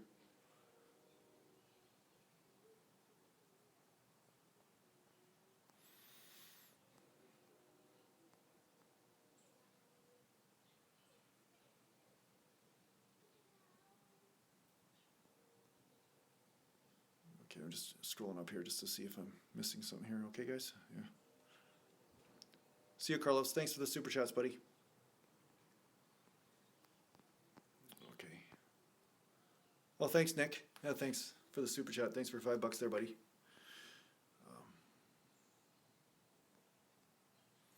Morris Hill, you're a small boy and you get bullied. You want to change your body to more muscle. Can you give me some tips? Just watch my videos. That's my biggest tip. I give all the tips in my videos.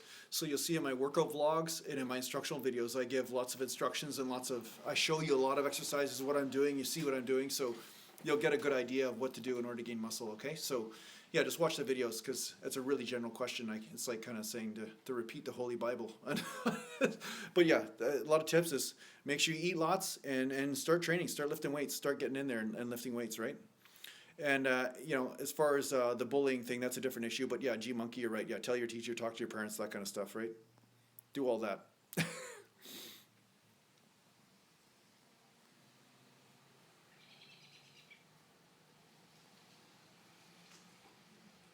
Okay. So, okay, guys, I think that pretty much concludes the live chat right now. Yeah. Yeah. Morse? No, that's... Okay, now you're just trolling. No, of course you don't. Like, what do you mean... Anyway. All right, guys, I'm just going to leave it at that. Okay, I'm just going to leave it at that. So that concludes the super chat and this whole live kind of stream kind of thing, tips and all that. But I'm going to be doing videos every day this week, so make sure you tune in. And I'll see you next Saturday, okay? Thanks, eh? Okay, take care.